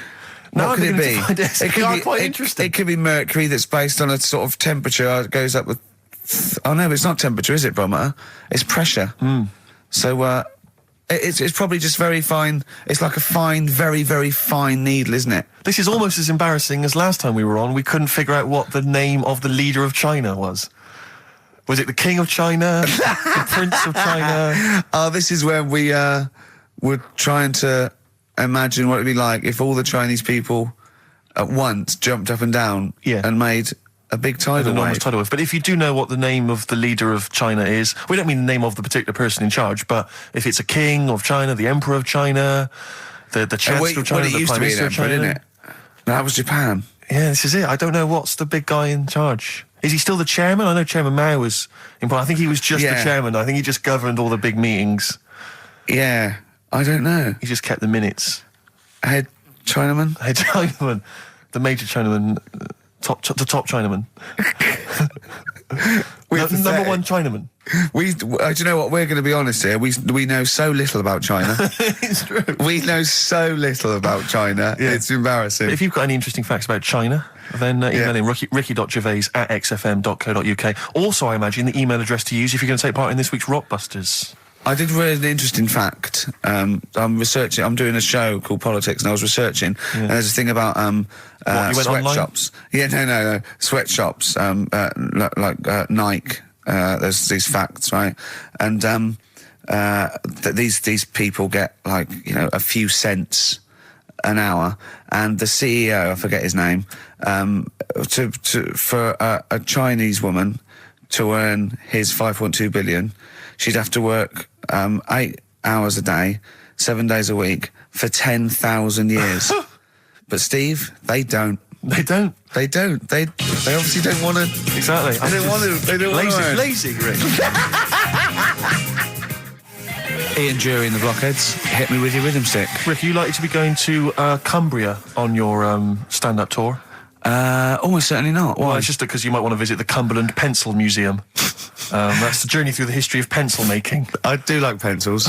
Really? Yeah, I just used one then. That's what you mean. So, do you have any idea how that was made? no, was it? Let me email them.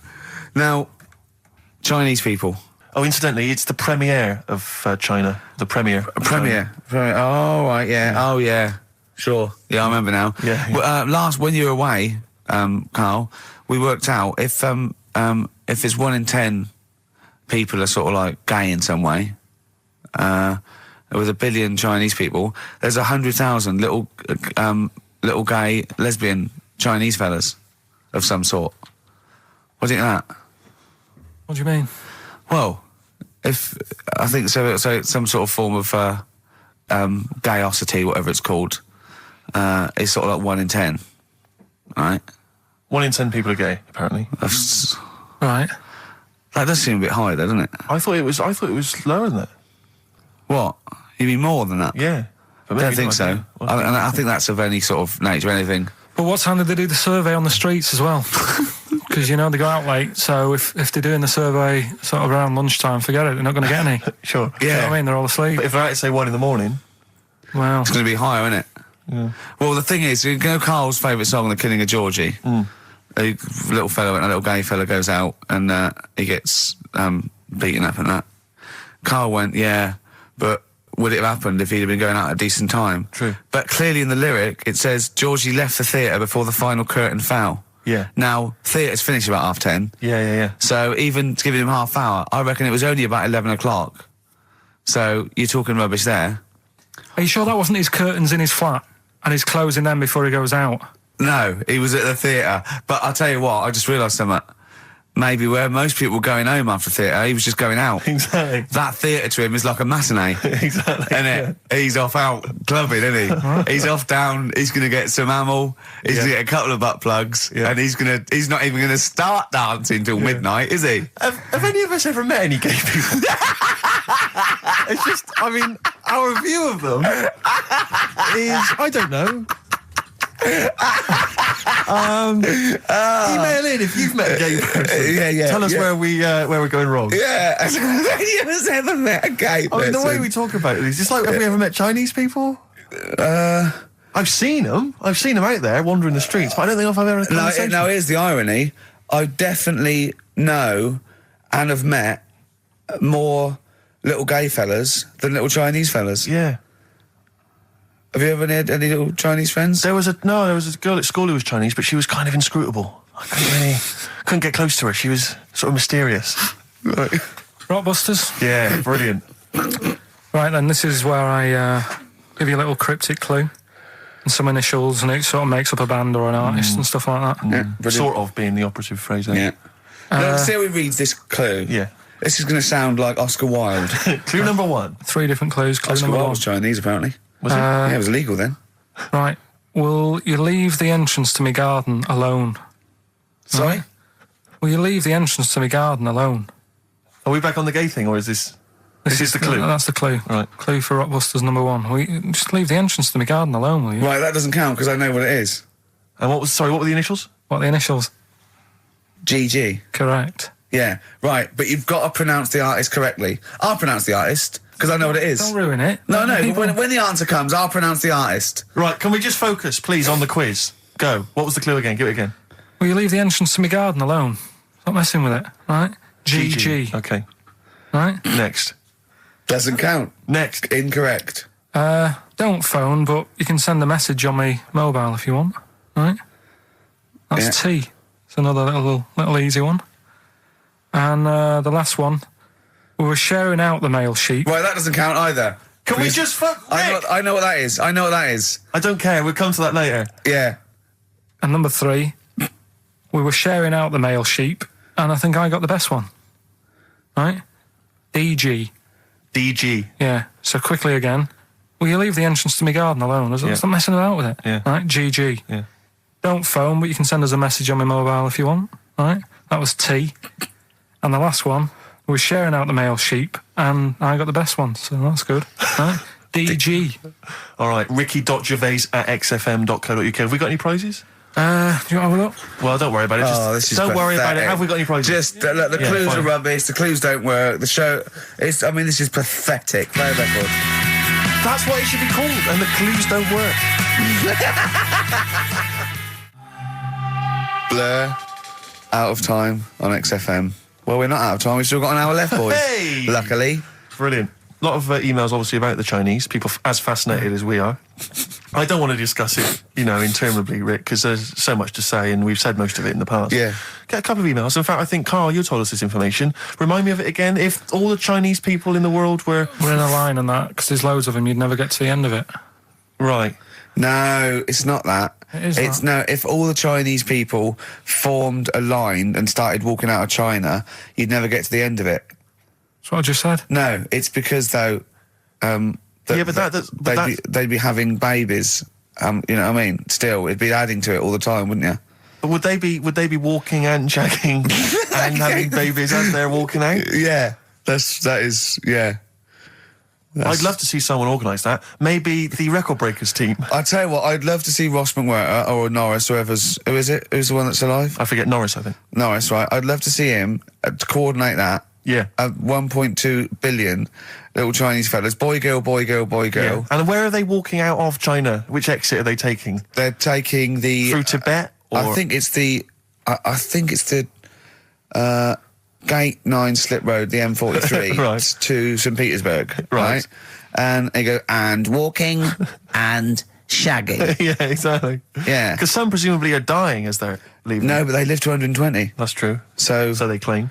So well, we know Karl's theory on that. Do you want to just tell new listeners your theory about when all these Chinese people get the records for oldest people in the world? Come on, what's your theory, Karl? Leave it. Karl, just that they're probably lying. Why? That's all. Because a lot of them don't age that well. Some of them do. A lot of them don't, and they always look older than they are. I read the other day, right? Do you know the one who was the oldest woman in the world, right? Chinese woman, right? The way she did it, it was. She didn't die. That was her secret. Yeah. What she did, she got up every day and didn't die. No, she was like awake and that, and then she'd have 2 days just sleeping. Right. So she wasn't really that old. What do you mean? Well, she'd only sort of lived half of her life in a way. Well, we so all live 2/3 of our life, don't we? No, but she was like awake and that, and then she'd go, I'll go out of bed, and then that'd be it for 2 days. Talking of sleeping, oh man alive, I went to see the last part of the Lord of the Rings trilogy.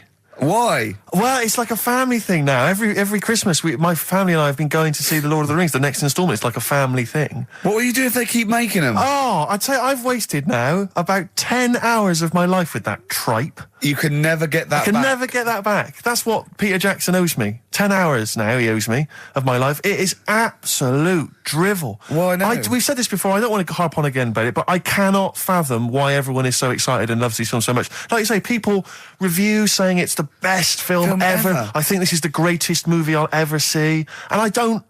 It's like they go, oh, but look at all the fight sequences. But Tolkien being up there in literature, like, you know what I mean? It's sort of like Shakespeare, Tolkien. No! Yeah. No. But what is it that he's writing about exactly? I don't know. Little midget fellas who can't get shoes. I mean, I've got big feet. I've got size 14. I can get shoes. Oh, God. Send off for mail order. I know, it's like Harry Potter taken seriously. Yeah. But I know who's watching it. It's like these people who are watching it are obviously nerds, people who live in Forbidden Planet. They love it. They can't believe their luck. But that's the core audience, but it's obviously bigger than that. But then it's also people who can think they have a go, like menopausal women thinking, well, I'll write a book then. the Globulin came into the cave. Exactly. Right? And they're sort of like 13-year-old sons who've never shown interest in anything except glue now writes orc Yeah, exactly. on his exercise book, and so they're loving it. It's like, It's sort of uniting, bringing people together. But at the end, right, I mean, it's taken them now like 9 hours to get from one part of Middle-earth to the end, to the other end, so they can destroy the ring, the evil ring. Did they do a line? Was it? I don't know what they... Like those little Chinese fellas. And it's taken them 9 hours of their time and my life as well to get there. And at the end, they all say They goodbye. do it in real time. Why didn't they edit it? I mean, that's what it felt like. It really, it can't have, it must have taken them less time, you know, within the sort of logic of the book to get there than it did for me to watch it. And at the end, they sort of say goodbye to each other and they all hug. So there's like, you know, there's little midget one, you know, Frida, saying goodbye to, you know, Bjorn. What are and they Benny. called in the thing? Because are they PC in it? Are they called like midgets and dwarfs? No, they're called hobbits. Oh, are they? Yeah. So we should call small people hobbits from now on. That's what they are, just to make it kind of topical, and they'll like that as well. Give them sort of, you know. So if you make see it a little little, bit on the way home, if you saw a little midget fella, 4 foot midget fella, just say, "Excuse me, hobbit." Yeah. Okay, that's Call fine him then. Frodo. Right, Frodo. He'd like it. He'd love it because everyone loves the Lord of the Rings. They love it. No, everyone loves the Lord of the Rings, In yeah. the end, if you ever get to the end, they all hug each other. They say, well, basically Frodo has to say goodbye to all his other little fellas, and so he's hugging us. I don't know how many of them there are, and he's hugging them, right? And it is the most interminable thing I've ever seen. It's like the music's playing. They look into each other's eyes. He hugs them. He hugs. They pull back. They look at each other again. That's like, we'll never see each other again. Then he hugs the next one, and I was just screaming. I was thinking, hug, just one big group hug. Yeah. Then we can get out of Like it. an American football team. Exactly. Just go. And then go yeah, off. knock Not heads. each individual one. I mean, it's dragging on and on and on. And apparently on the DVD, there's like an extra sort of 20 minutes of extra footage of scenes he's cut out.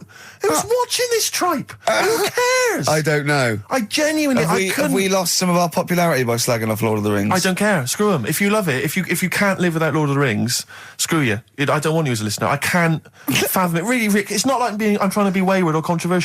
I can't get my head around the popularity. But doesn't Harry Potter annoy you as well, though? Yeah, but at least it's kind of over in an hour and a half. Is it? I haven't seen it. And I went to the toilet 3 times during the course of the film.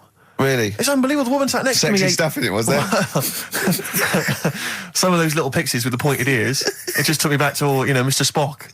Oh, all those glorious days. But it really is just. I mean, have you seen any of them? You've not bothered. I've seen one, and it was long, and I thought it was nicely filmed, and I thought, well, okay, I'll just get through it. I even think, you know, it was just a list of, and here come the orcs. Exactly. Right, okay, we see the orcs now. Yeah. But it's like people go, look at the amazing fight sequences, the amazing immense battles. And it's true, he's got thousands of actors and stuff on horses, brilliant. But I'm not impressed by good time management. No. Well done, he's got all those people together, he's orchestrated it, well done. But it's got to be more interesting. My friend summed it up. He said the Lord of the Rings films, they're like the film equivalent of an Enya song. Yeah. And that to me is exactly right. Lots of billowing dresses, slow musical moments. That's good. People riding majestically on horses. Enya. Constantly riding majestically everywhere. Dido's taken over from Enya in that. Well, So possibly I've got a so. confession to make. Go on. I like that latest Dido song. Oh, play a song. Let me just, I know. I thought I'd never. I don't Rick, know what's what to going on? say. Let me explain something to you, mate. Bye. Oh, God. Biting Bottles, Richard Ashcroft on XFM. We've had an email which I suppose puts my hatred of Lord of the Rings into perspective. It says, yeah, you may have spent 10 hours of your life wasting your time with Lord of the Rings, but imagine how many hours of people's lives this show, have wasted for our listeners. Yeah, that's true, Well, I yeah. suppose it does, balance. 2 it out. hours a week for a couple of years. We can never give that back to people. I know, it shows it mounts up, doesn't it? Yeah. We should be doing some kind of community service for people, maybe popping around mowing Well, this their is lawn. community service, isn't it? Because Carl, it makes his brain work a little bit. True. And it, it keeps him, from going on holiday, sort of for 2 hours a week, which is good. We spent New Year's Eve together, me and Carl. Oh, yeah. It was me and Jane, Carl and Suzanne. Her hair doesn't really look like Dave Hill, I must You didn't confess. see it when it was done, though. Yeah, she had the coat on that you bought her to say sorry, though, didn't she? Yeah. And Martin Freeman and his girlfriend Amanda and Glyn and we all went for a meal and then we all went back to ours and sort of saw in the new year and all that and saw the fireworks, and then in the wee hours when just the drinking seriously starts, we started playing parlour games. And do you know that game when you go round, started off like with pop bands or rock bands, you have to say a band, and then they have to come up with a band immediately that starts with the letter that your band ended with. Right. So Suede, E, Erasure. Do you know what I mean? Go around. yeah. We did that, right? And then we had to change that because people were sort of using the same ones crop up. So I said, well, let's do animals. We're doing animals. And I gave Karl one. I think Karl panicked. You know, do it quite quick. I want to just test it on you. Okay. Is this bands? What is it? I said... Now, what did I say? So basically, I said an animal, and it ended with E. Okay, so I go skate. Eagle. There you go. Yeah, but hang on. I think I was the third person. Right. So think of another one. Hurry up. Eel. Yeah, I had that. Yeah, I did that one. All right. Right. Yeah, a lot of E's coming up. Elephant. Yeah. Do you know what Karl said? Go on. Ready? Yeah. Egg.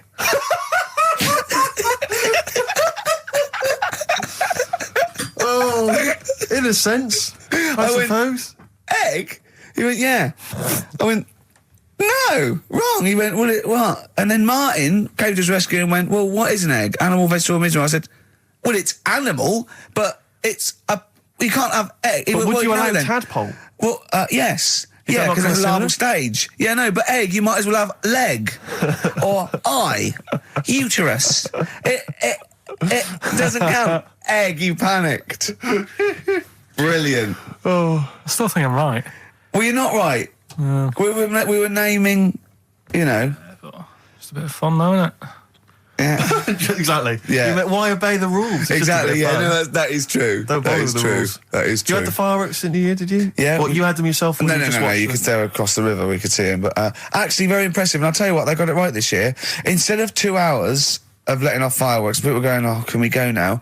It was 3 minutes, and they spent £1 million on the 3 minutes, and that's it. That's all you can stand. 3 minutes of fireworks. Oh. To me, fireworks are like watching Lord of the Rings. Exactly, I've absolutely. never been impressed as a child. Never been impressed. I've never been impressed as an adult, but.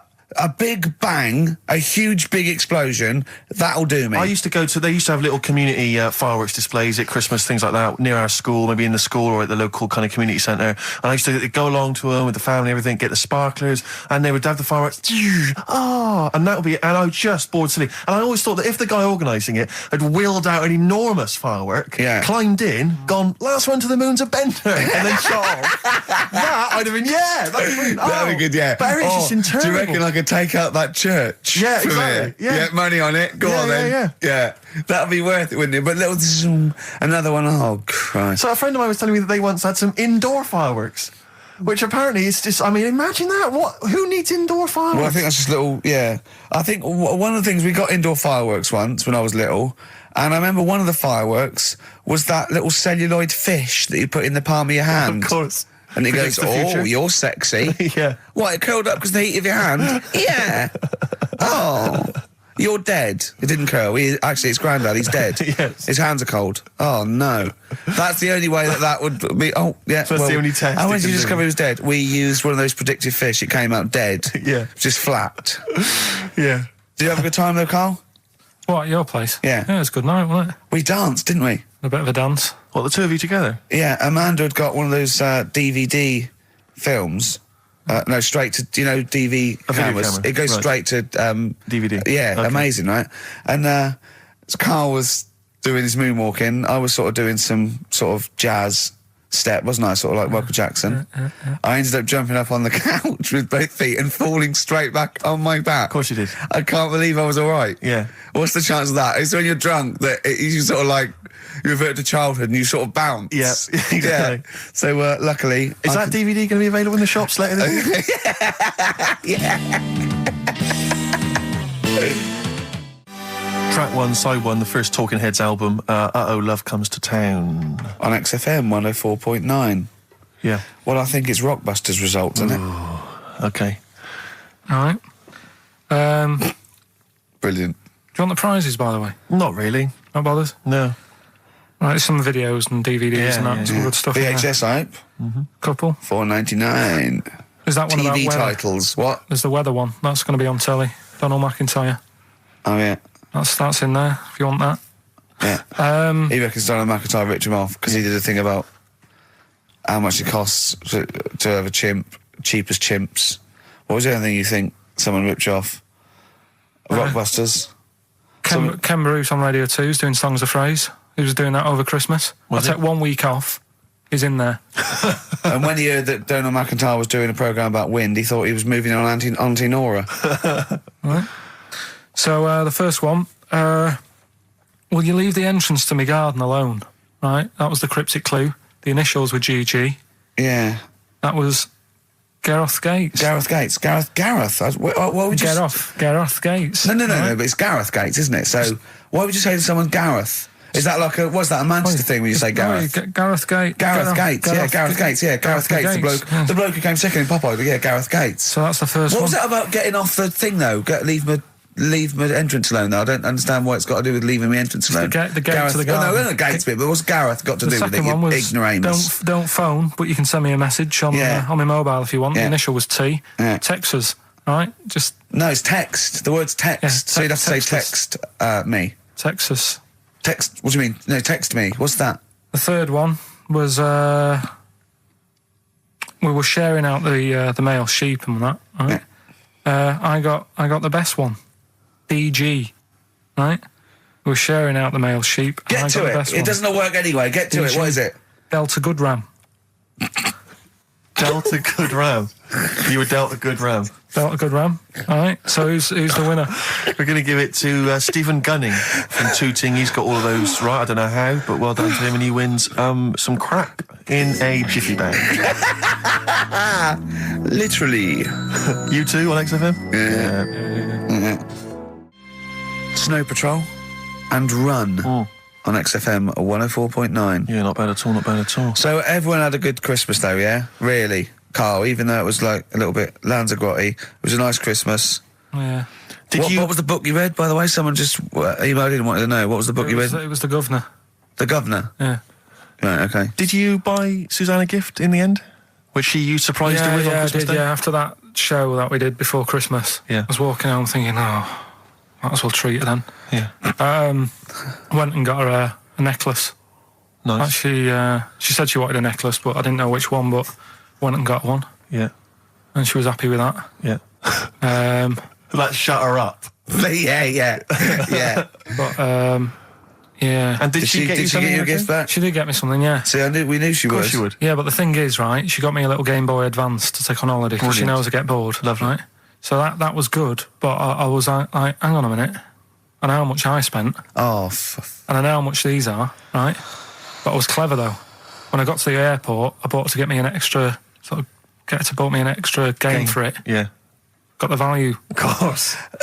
When you were growing up, did you wait to ask your mum for sweets right at the counter so the woman would embarrass her into getting you it?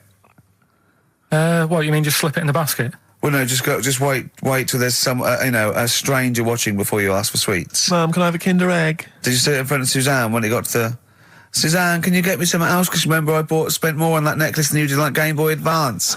And the woman in Dixon's goes, oh, you better get him something else. She goes, oh, bloody hell, all right then. Nah. She did well, though. You know what I mean? She's done well to keep you, hasn't she? Because you're such a find. You're quite a catch. Yeah, she must wake up every morning and go, ooh, I am the luckiest girl in the world. Well, she told you that the other night. What? She said the other night how good it is living with me. Oh, yeah. I said to Suzanne, it must be great, because I only see him 2 hours a week and I like to squeeze his little head. You can do that all day, every day. Does she ever squeeze your head? No. No? No. It's like that thing, though, isn't it? It's like when you work in a chocolate factory. You get sick of it, don't you? If it's there all the time. Yeah, she must think, well, I could squeeze that head any time I wanted. It's not worth it. I'll just, yeah. What about your Christmas? My dad, I'm wondering if you're turning into my dad, because he bought my mum a bracelet. He won't mind me talking about this, because he said you'll probably talk about this on the radio, and you're right, Dad, I am talking about it. He bought my mum a little gold bracelet. Lovely gift. You know, it was a lovely thing. And she opened it, she loved it, and everyone thought, what a great gift, lovely gift. He wouldn't stop talking about it. He wouldn't stop talking about the gift he bought. He kept on grabbing my mum's arm and showing it to people. Look at that. Look at the gleam on that. The gleam! Steve, look at the shine on that. Look at the gleam there. Look at that. Gleam! And do you know what he said? He said, the great thing about that's pure gold. He went, it's an investment. That's an investment, that. Because gold, you know, it's always worth something I gold. love that when people give you a gift and it goes, it's an investment. I love it. But what? Not only does it sort of take away any of the romanticism of it, but it was the way he constantly was talking about how great a gift it was I'll that tell he you what, I haven't heard the word gleam for 30 years. Look at the gleam on that. The gleam. Look at that. Look at the sparkle on that. And look at that. It looks like rope. That's what he kept saying. It looks like rope. It looks like gold rope. And he just can't. I don't know. I heard he disappeared. We were opening gifts. He went disappear. I could hear him in the kitchen going, "Think about that's pure gold. That Elaine, that's pure gold." I might melt that down. Yeah.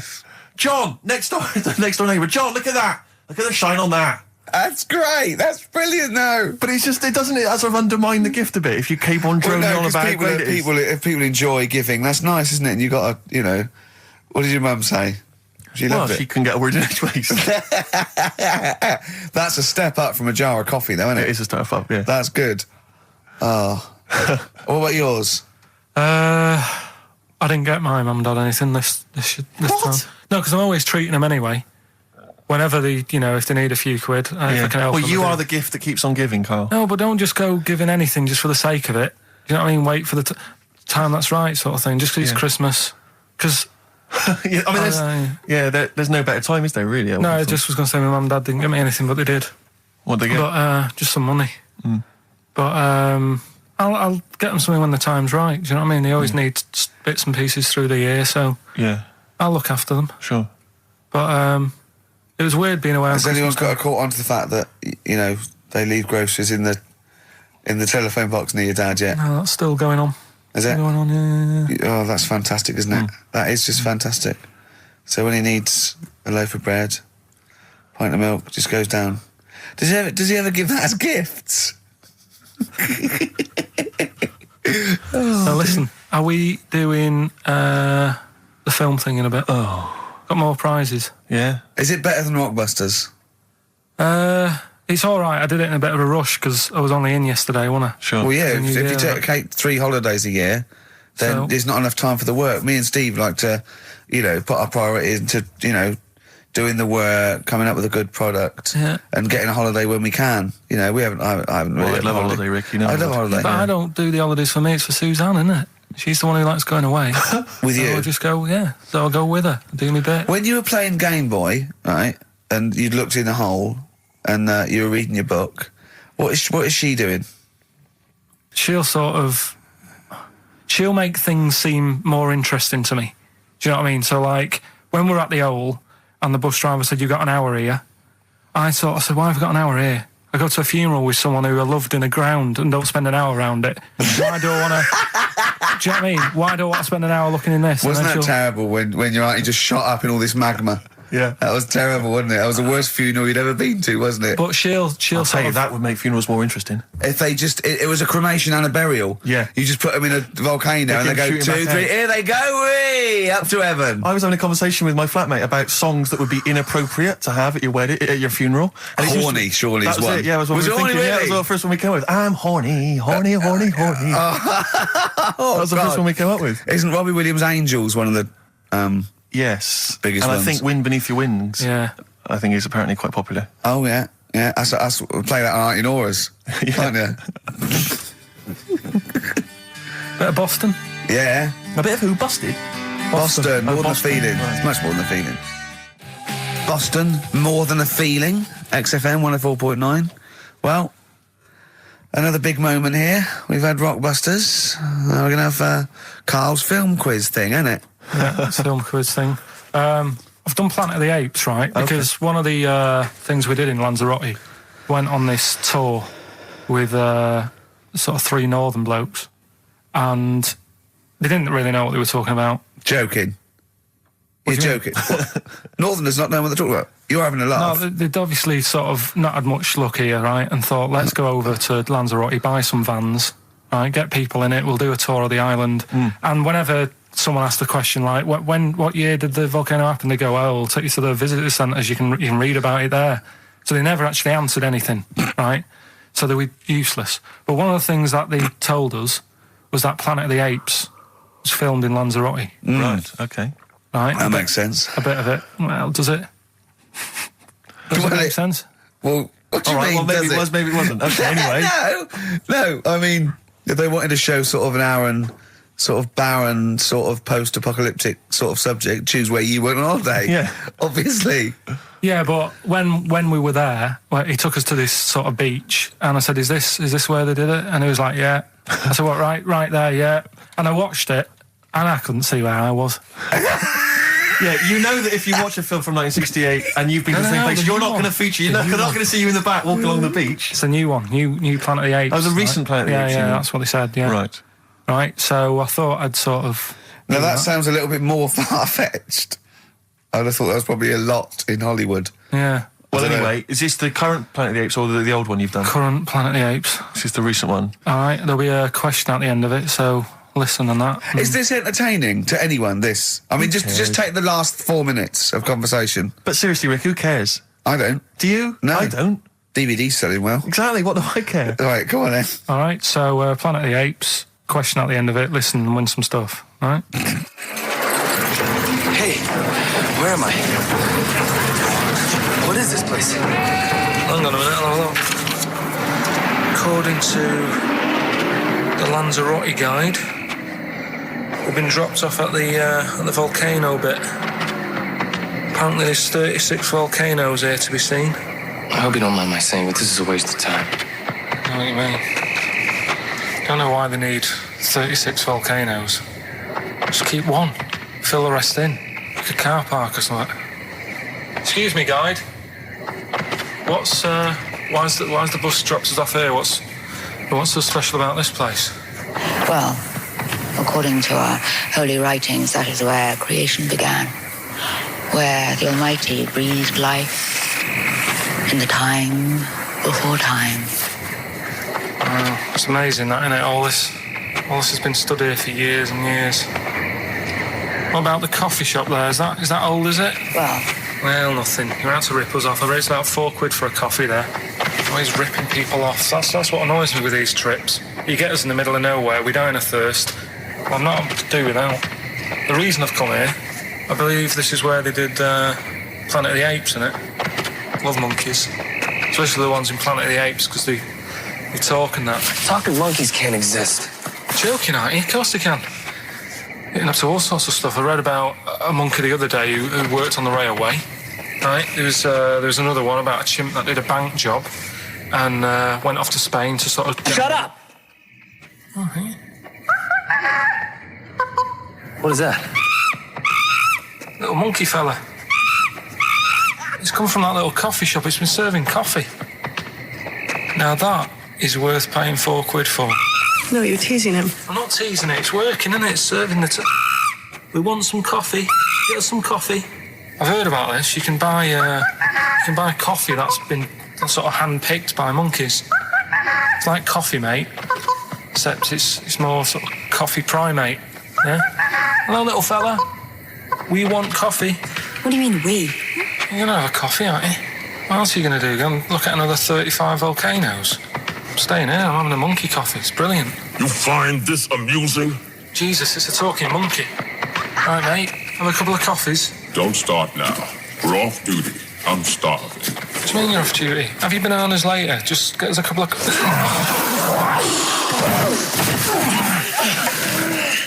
Right.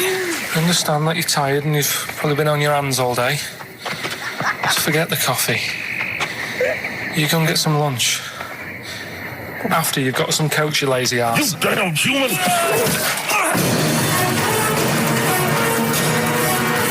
Powerful. Lovely. Excellent. So, what's the question? If you've been listening to the whole show, how many volcanoes do I think's on the island of Lanzarote? Okay. Yeah. I might have it wrong, what I've been saying, but it's roughly around that. Yeah, so what have you been saying? Yeah. Yeah. All Brilliant. Ricky.gervais@xfm.co.uk. You're more likely to win the prize if you leave your address on the email. Yeah. Because otherwise we can't really be bothered to phone people or email them back. So, Good point. Put your address on there and you could win some crap. In a jiffy bag. Carl's theme tune there by Placebo. Special Needs on XFM 104.9. All right. New Year's resolution, Carl? I don't know. I don't do it, really. So what about something I don't know, start smoking? Do you know? There must be something. No, it's a waste of time, isn't it? Don't bother with that. Right. You, Steve? Me, no, I've never really made any New Year's resolutions. I just be good to people. Just treat everyone as you want to be treated yourself. Give to charity. Hate, crime, racism, famine, sexism. I know you're going to keep to all those, except the give to charity. That's... Me and Carl find that a little bit hard to believe. Never gonna happen. Well, you've always got to break at least one of your New Year's resolutions. Exactly. Yeah, well, I think I'll be nice to Carl. What about learn more? I was thinking that. I want to learn more. I'm always teaching you stuff. I've got... I watched... I'll tell you what, Christmas telly was dreadful this year. I don't know if I've hit that age where I think... But I think consciously I thought this is worse than usual. Yeah. And I ended up watching Discovery Channel and History Channel again, and I watched 4 episodes in a row of this fantastic documentary, 1418 War, narrated by Dame Judi Dench, and it's brilliant. I just can't get enough of it. I hated history at school, and now I want to know everything. Yeah. And I think that's mine. Learn all the stuff about stuff. I like learning though. I always say that to you. I'm always looking up stuff. When I was on holiday, even though it was sunny outside and they had big holes to look at if I wanted to, I stayed in and watched Discovery there and was watching stuff about scorpions and that. Yeah, what did you learn? Well, nothing, because it was all in Spanish. But I just watched it. What I found odd, right? What I found... Scorpions, I get it. It's only about poison. You get it. What I don't understand is with scorpions, right? They have like this sort of weapons, don't they? They have the poison and stuff, right? Yeah. Which can kill a man. Yeah. But there was a couple of little animals and that were its sort of enemy. Yeah. And it stung them, and it didn't kill them. So what's the point? Well, firstly, not all scorpions kill a man. Some of them, this one did, they said. Yeah, well, they range from like bee stings to so much venom it can take down a horse on things like spiders and snakes and scorpions. So it depends. But a scorpion that will kill a man would kill a rabbit. So I don't know what you're talking about. No, there was a snake that it stuck its thing into, and some sort of beaver, and they were just like running about. There's nothing funny about that, so why are we laughing? Well, the snake wasn't running about, was it? Well, it was slithering about a bit. Yeah. What was the beaver doing when the snake... Just sort of, I think it ate it in the end. What? Ate what? Ate the scorpion. Just wandered off. Well, it wasn't a beaver. Oh, there you go. There's no way it was a beaver. All right, an otter. This is what you've pieced together from a show in Spanish. Well... I'm just saying though, how come it can't kill something that small, yet there's someone on holiday that's no sort of danger to that scorpion, we're not going to harm it, right? And yet it can kill a man. So you say, but I don't believe it. Shut up, mate. Seriously, this is gobbledygook. Taught you something again, though. That's what I'm saying. No, what have you taught us, though? What is that? What is the fact that's come out of that? A scorpion can kill a man, but the beaver was dancing with a snake, then it ate it. You do that That's all the not time, a fact. though. That's not a fact. Down. New Year's Eve, I taught him something, right, about dead people. No. You know, the things that taught me, I was saying you're talking shite. He says they found out your soul weighs an ounce. Your soul? Yeah. Your soul weighs an ounce. Right, who found this out? I read it. Your arsehole weighs an ounce. Yeah. There's no such thing. A soul weighs an ounce. You're talking drivel. All right. Have you got any monkey news? So what did they do? They measured. They weighed someone who was alive, and they will wait for you to die, then weigh you again. There was someone you've lost an ounce. Yeah, it must be your soul shooting off to heaven. It was someone who was really ill, and they said, we can't do anything for you here, but we've got a bit of an idea that we want to do. We've been wanting to do this. Stuck him on some scales. He said, right, you weigh 9 pounds an ounce or whatever, because he was wasting away. He died, 9 pounds. Right? Fine, well, that's proof if proof be needed. Talking shite. Monkey news, we might as well leave it. No, come on. No, come on, tell monkey news. No, it's nothing that great, really. Is it worth playing the jingle? Quickly? Go on, then. Oh, chimpanzee that monkey news. Right, it's about a monkey. 2004, four. It's about this woman monkey who was born in 1834. Right? Half monkey, half woman. No, not true. It happened, apparently. It was in the Daily Mail. Right? Okay. The Victorian ape woman was her name. Mm-hmm. Yeah, I christened this thing Victorian ape woman. Well, we thought Sandra. No, I'm calling it Victorian ape woman. She was about 4 foot. No, didn't happen. She had lovely thick black hair on her head and on the back of her legs and on her arms. Yeah. All right. Saves stockings. Let's have a look. And she didn't need a bustle because of a huge ape-like arse sticking out the back of her dress. She was good at reading and sewing. Well, it's good because they didn't have opposable thumbs. So she could speak 3 languages. Yes. She was human, monkey, and monkey-human. 20 offers of marriage. Does that annoy you, Steve?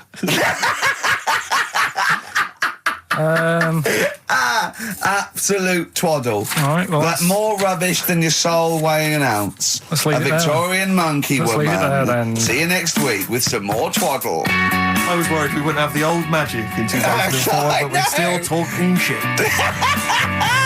Merry New Year. It's the best of. You've been voting in all week, sending your emails. So here's the clips that you wanted. All right, so here's the first bit. Yeah. Some doctor or something who was into like the way bodies work. They got their head cut off. Who did? The doctor? Yeah, he was doing a bit of an experiment. And he cut his own head off? Yeah. Okay. And it was about, he said, when my head's in the basket, I'm going to blink my eyes. Right. Okay, sorry, hang on, let him finish.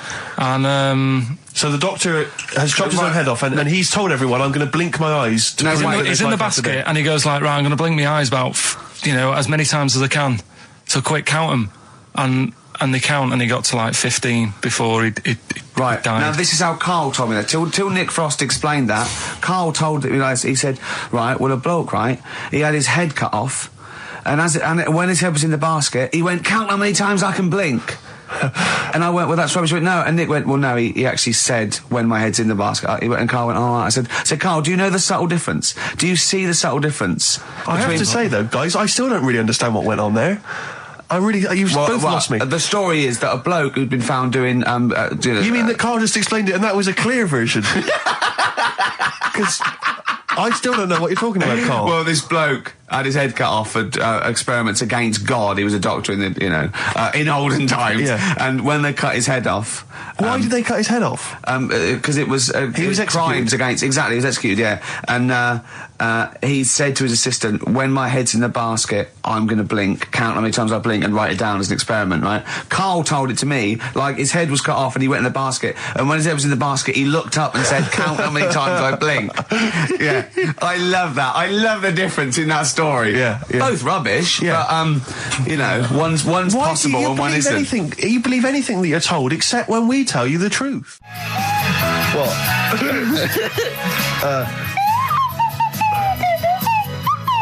Someone's left one of those little things in here. It's brilliant, isn't it? It's amazing. What are they called, those things? I imagine just there, I was thinking of being in the front row at a Morrissey concert and going, can I just play along?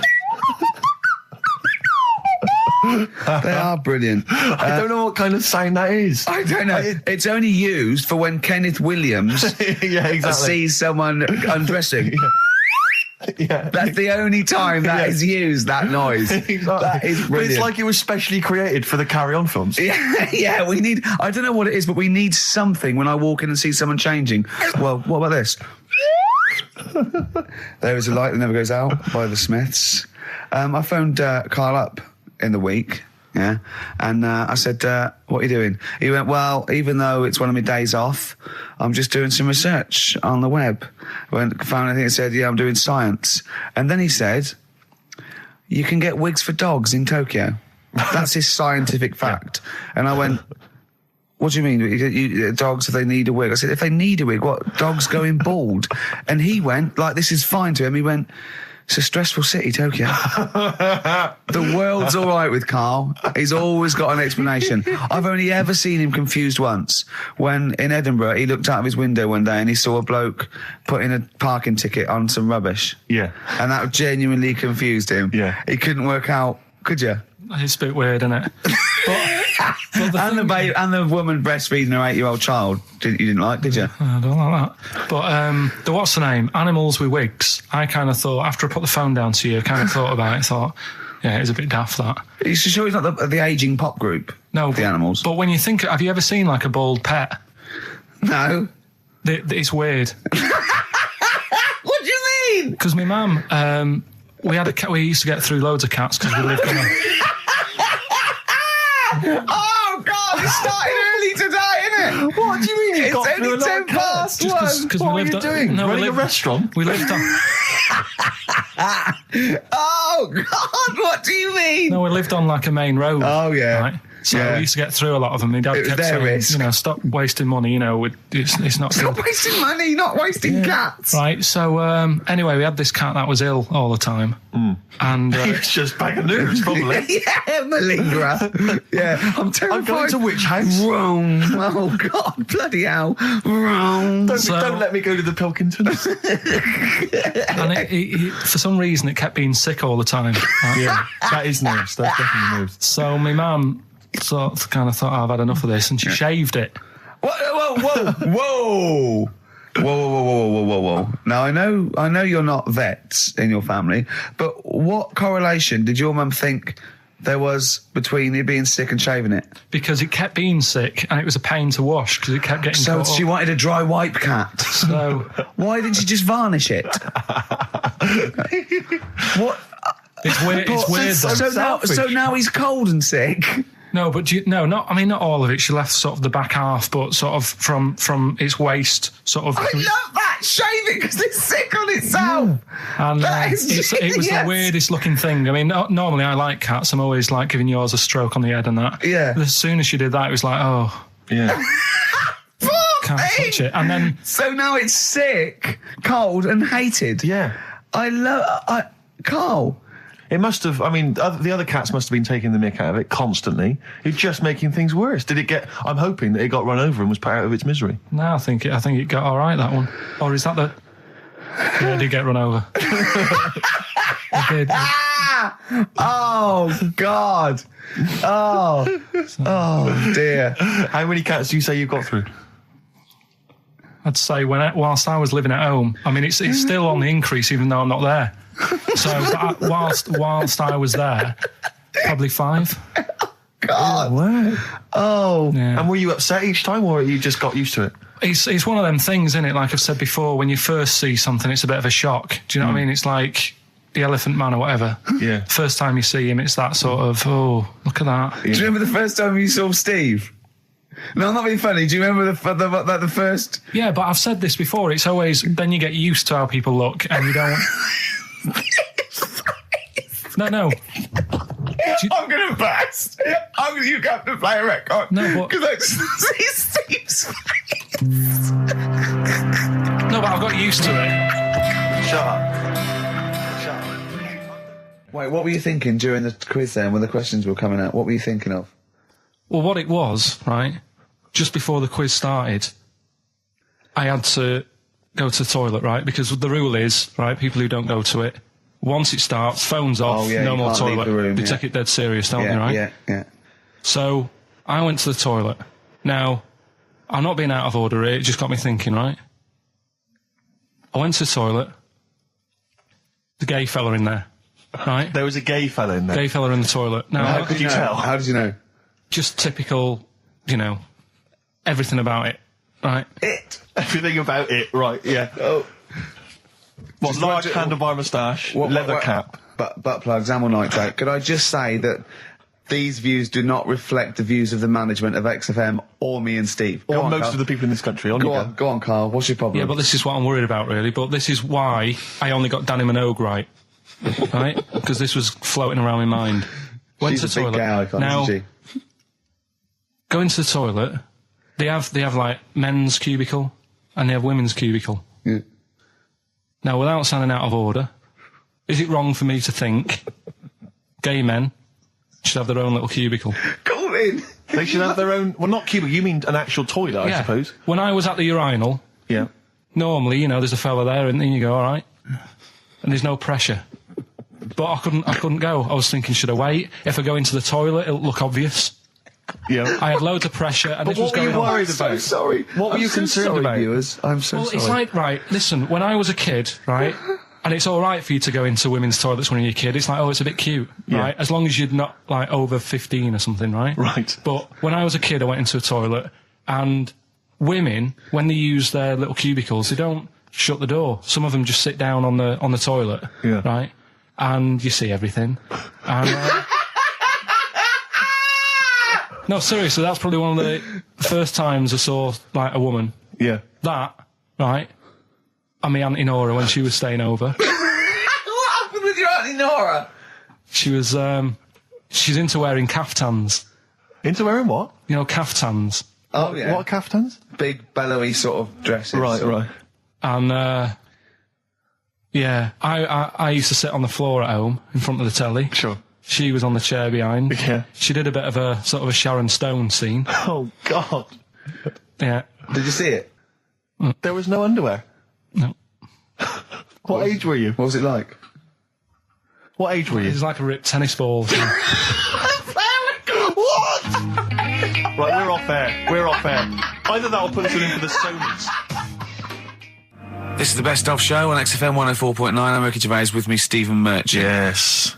I hope you're enjoying the Best Of.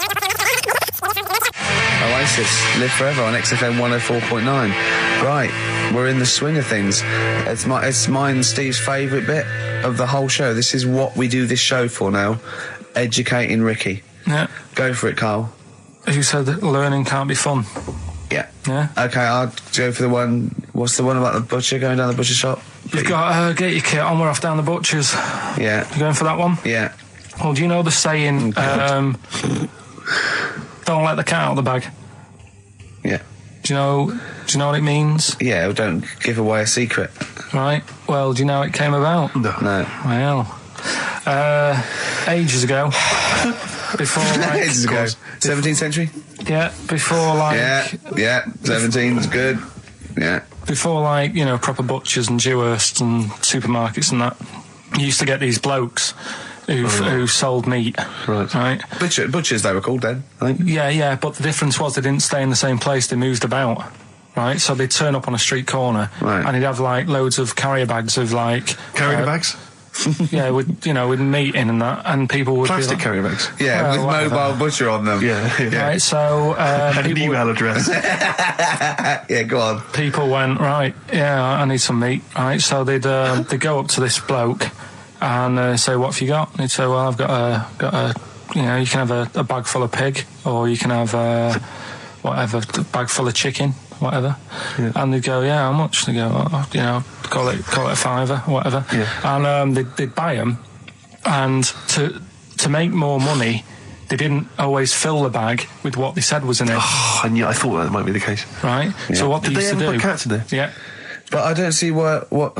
Okay, so sometimes they would put a cat in the bag They'd put a and cat pretend in it the was bag. chicken or whatever else. Yeah, so Why was a cat any cheaper than a chicken? Because cats are wandering around the streets, aren't they? Chickens aren't. So they'd get a chicken, they'd put a chicken on the top so that when they look in it, they'd go, yeah, that's all right. Got a bag full of chicken. They'd get home to make the dinner, and they'd be like, what are we having tonight? And they'd go, well, you'll never guess. And they'd have, like, you know, well, you can have a chicken leg, and, you know... But it wouldn't be a cat. Yeah. They'd have to defrost a pizza. Yeah. Did they mind that they were eating cat then, in those days? He didn't say. He just was saying about the saying, don't let the cat out of the bag. It's like, you know, if they see that, they're going to go mad. I'm mildly disappointed with this story. It's all right if it's true, but, you know, there's something about it, it's just... I want to know more. He always leaves it... Is it Carl doesn't quench your thirst for knowledge, he creates more. I don't know if that's a good thing or not. Well, yeah, he's like the pot noodle of information. Yeah, do you know, he never... I want to go... I'm not nourished by it. It's like if for every fact he tells me, there's 10 others that spring up that I have to get clear. Well, so it was the people that were doing this, it was the dodgy butchers that coined this phrase. Were they saying to each other, don't let the cat out the bag? I.e., what I mean by that, Jack, is don't let them see the cat, what we've stuffed in there. Yeah. Dodgy butcher, that's another phrase, isn't it? Yeah.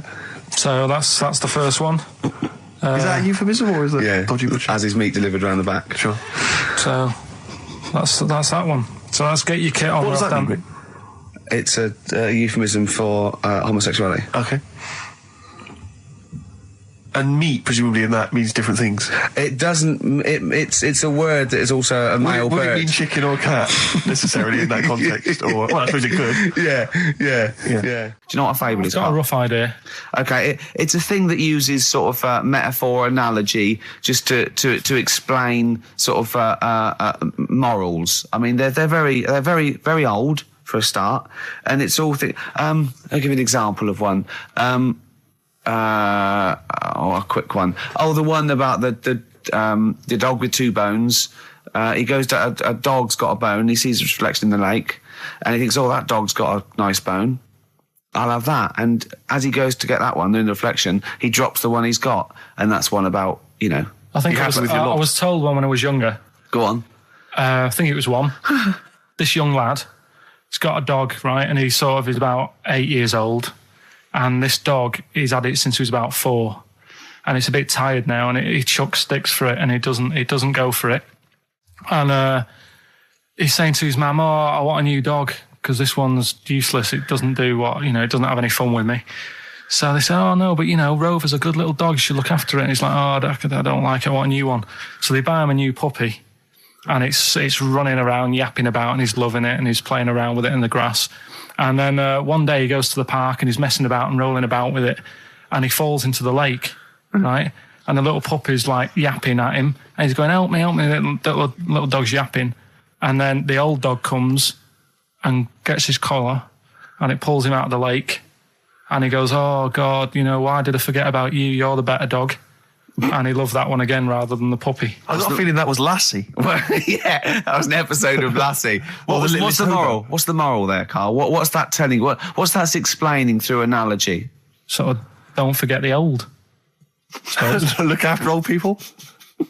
I remember there was one I heard once about a young boy who got trapped in a lake inside a cage. But he loved his trainers so much. He wasn't going to get them wet. But even though he had to get out there, and even though he thought that was the important thing because it's material value, he actually drowned, and the trainers were no good to him then. I woke up this morning, feeling fine. It's not a blues song, and I turned my phone on, and it was from Carl, and it went, "Forget it, I've made my mind up." And I thought, wow, what is that? And I forget it, I've made my mind. I went, "Carl, what is it?" He went, "Oh no, it's about the text I sent you last night." I went, "Well, what was it? I just got this text." He went, I was just wondering, I was thinking last night. He said, "Supposing you had to have your hands removed." Sure. Right? And the doctor said, "Well, you can either have them stay like that with stumps, or I can sew feet there. What would you have?" And I was bleary-eyed, and I went, "The stumps." He went, "Yeah." I went, "All right." He went, "Yeah." And then what was his follow-up text to that? And then I got the text. It was obviously before it, and it went, and it was like quite serious. What would you do if surgeon not doing your hands? Would you have stumps or the feet? Right now, the way when I said he's made his mind up, and I went the stumps, he went, "Yeah." I think secretly he decided on the feet, but was too embarrassed to tell me. There's a little bit of what would you do? Because But why did you think of this? Why did you think of this? Girlfriend's away, right? Yeah, no, that's not why you start thinking bizarre surgery devices. Right? I'll let you into my little mind, right? Last night, I had some beans on toast, right? She was away. It's good already. She was away, she had some beans on toast, she went wild. Yeah. Right? Now, I was stood up, I live on on a high street, right? So I'm washing up, I'm looking out the window. First thing that had my attention is, I can look into other people's flats, right? Yeah.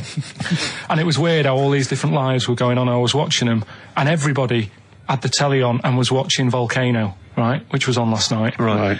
And I thought, oh, that's weird, right? I can see them all watching it. And it was like a little Chinese lad who was dancing around in some underpants.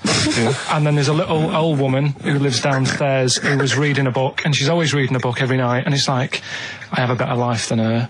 And then there's like some sort of bouncer who's always getting ready to go out late at night with all the black on. He looks like a bouncer. So I was watching all this life going on. I thought, did you witness a murder while you were doing this? Yeah. It was like that sort of Sliver film where that bloke had loads of tellies watching people's lives. So that was going on in my mind. And then I was washing up, and I picked up the plate, and I thought, oh, it's amazing, isn't it? The human body, the way you can just sort of, I want to pick that up, and you do. Yeah. And the way your hands work, right? You've got 5 little digits, but it's just the right amount to do to do what you've got to do, right? So I'm cleaning the plate. Sorry, Carl. Stop. It's just the right amount. Might be one of the most genius things I've ever heard said. I would love David Attenborough to phone you up and say, Carl, how do I word this about the evolution of the mammalian front limb? Just go, we'll just say it's the right amount. But it is. One Of course extra it would is. get in the way. Yeah. And one less would just make it that little bit more tricky when picking up a bit of a slippery dish. Sure, or buying gloves. Yeah. A slippery dish. And then the other thing is, the one that I was reading, the world record with the fellow who's pulling a train with his teeth. Does that make any difference that he's done it with his teeth? What do you mean? Well, what difference does it make? Well, isn't it? It's quite hard to pull a train with your teeth, I imagine. Well, it's pretty hard to pull a train. All I'm saying is it because he couldn't beat the fella who's pulling it with his hands? Well, so you tweak this it a is bit? my point. I think there was one bloke with the record for the running backwards 100 metres was sort of like 11 and a half seconds. And I was thinking, turn around, you'd probably have a really good go at that. Do you know what I mean? Yeah. It's sort of like doing a marathon with a milk bottle on your head. Take the milk bottle off and see how fast you can go, you twat. But you can just tweak it, like the fella who has done the pegs on the face, right? Yeah. His name's Gary Stretch Turner, right? Right. So you're sort of cheating already if he's got a stretchy head, right? but You are, right, you are one of the most stupid humans I've ever met. well, get me in the book.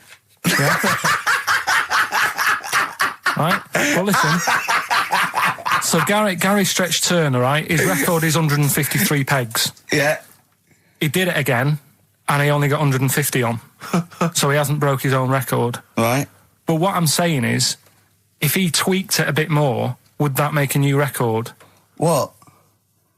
Well, if he said, I've got 150 pegs on, but at the same time as eating a burger. I see what you mean, yeah. He'd be the world record breaker for pegs and eating burgers at the same time. Yeah, just change it a bit. If you know you're not going to make it, just do something else. I'm assuming the rules are set at the beginning, Carl. That's Yeah. it. That's where they say, right, you're just going to do the pegs thing. You're not going to introduce burgers halfway through, are you? Definitely not. And then they have a go. I was on one leg, not interested. How many pegs? 150. Can I just ask very briefly, I was quite interested by the family had to move because they lived on Butthole Road. Yeah, I quite like that Now, one. I don't know if I've told you before, Rick, where I used to live. I'm not going to tell you the name of the street that I used to live on, not on air, because my parents still live there and I don't want, Right. But I'm going to write it for you now. This is the genuine name of the street I used to live on. Just imagine when you're at school. Yeah. And like in class, for instance, in French, you've got to say you've got to answer where you live. Yeah. J'habite, wherever. Yeah. That's the name. This is actually the name of the street we lived on.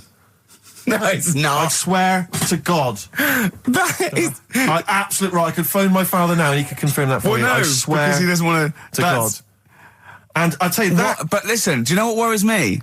It's the apostrophe S. I know. Because that's blatant. Yes.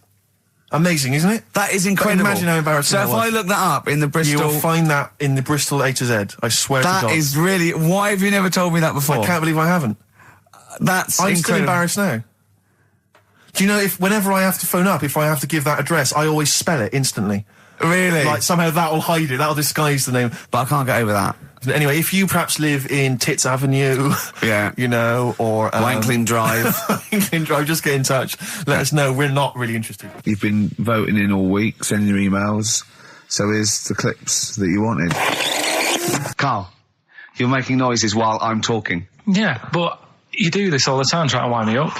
And I'm not saying Manchester's the best place in the world, but what I'm saying is there's bits of it that I really miss. Yeah. Like last Sunday, right? When I'd met up with Ricky, we had spaghetti bolognese, which was all right. And then I said to him, I need some soil. Damn, I wish you'd invited me. It sounds amazing.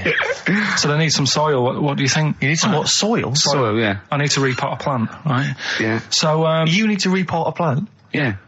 Fair enough.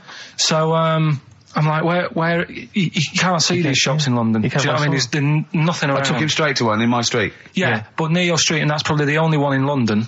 Well, you say that, Carl. No, it does annoy me. Round my way, it's like, you know... You can't move for soil shops. You can't. There's earth. You can just pick up handfuls walking down the street. Yeah, incredible. People just lean over into someone's front garden. No, You can take the plants as well. No, but what I'm saying is, Go on. Manchester, there's loads of decent hardware shops. Yeah. Here, you know, if you want a panini and a latte or whatever, you can't move from 'em. But for soil, I had to go virtually how many miles away from me to carry that soil home and stuff.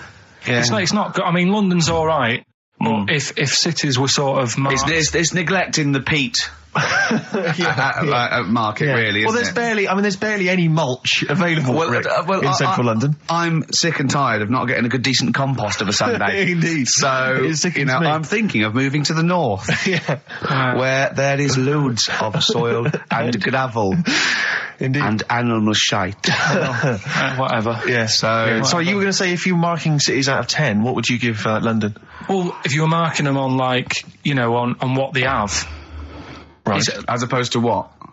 Well, as opposed to... How you spell it. Say, like, I think the greatest city in the world is Rome. Right? Okay. It's pretty amazing. Yeah. Have you been? What? Yeah, why do you think that, though? Just because, like, you turn a corner and there's something there that's really old. Right? Like, you're going down a normal street. Go and stay in a Derby and Joan club. Yeah. No, but it's like you're going down the road and then you turn a corner and like the Colosseum's in the middle of a busy road. It's like, what's that doing there? Yeah. And just when you think there's no more, you turn another corner. It's almost as if that was there first. Yeah. Well, yeah. But do you know what I mean? London. Yeah. What have we got? You know, Trafalgar Square is world known. And you go there, what's there? Yeah. Do you know what I mean? So there's a lot of space there. Get one big B&Q. In Trafalgar Square. To cater for the whole of people who live sort of central Londonish. Yeah. And then I'd be happy, but what I'm saying with is... Nelson just popping up through the middle? Because you can still see it, couldn't you? Yeah. It's a great idea. So B&Q could be like the whole sort of flat thing and make it sort of grey so it looked like rock, and then Nelson popping up... Make it classy is what you're saying. Yeah. Stone clad it. Yeah. So it looks like you've made an effort. Exactly. And then you can pop in, and then you can go out and go, oh, look, Nelson's column. Oh, look at that. Isn't Nelson? Oh, look at that. The victory. Defeat. That's fantastic. One of the greatest living. Yeah. I need some nails. Yeah. Perfect. Killing two birds with one stone, you're saying? But why isn't there more than them shops? Because when I went into yours, every time I've been in there twice now. The first time was to get a shower head. Right. And I went in there, couldn't resist buying something else. I ended up getting some super glue as well. Blimey. Hey, big spender. And then, last Sunday we went in there, got 2 bags of soil, not one, I bought 2. And I bought some scissors to cut plants with. Secateurs. Well, Scissors. You never know when you want, you might need more soil, I suppose. Well, I've got You've stocked out now. Where'd you keep it under your bed? Sorry, this isn't going out, is it, this conversation? It's not going out on air. I got a feeling it might be. You're joking. We better play a record. Okay. Play a classic. Right, we've got who's that on the line? It's Rob. Rob, and are you a doctor? I'm a final year medical student. I'll be a doctor in 2 months, touch wood. That's close enough, isn't it? Yeah. Excellent. So, where do you study? Do you want to give more details, or do you want to remain anonymous as you're calling in to I study at Barts Hospital. All right, great. So, why do GPs sometimes put their finger up a man's anus? To see what's there. You know, if you've got hemorrhoids, if you've got an enlarged prostate, you know, it's either that or they stick up a big tube and have a look up with a light. What? And it's easier to do that.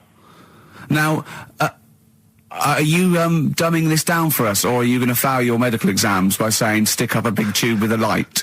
I'm dumbing it down. Okay, come on then. We're all intelligent people here, and Karl. So you tell us what's that called? It's called a sigmoidoscope. Right. Nice. That was a clever test, wasn't it, Rick? 12-inch long. Yeah. 12-inch long tube that they can put up there. So, Karl, would you prefer that or a finger? Well, so do they sort of do the finger first, and then, I mean, at what point do they say, hang on, we need a light here? I mean... It's normally if there's something wrong.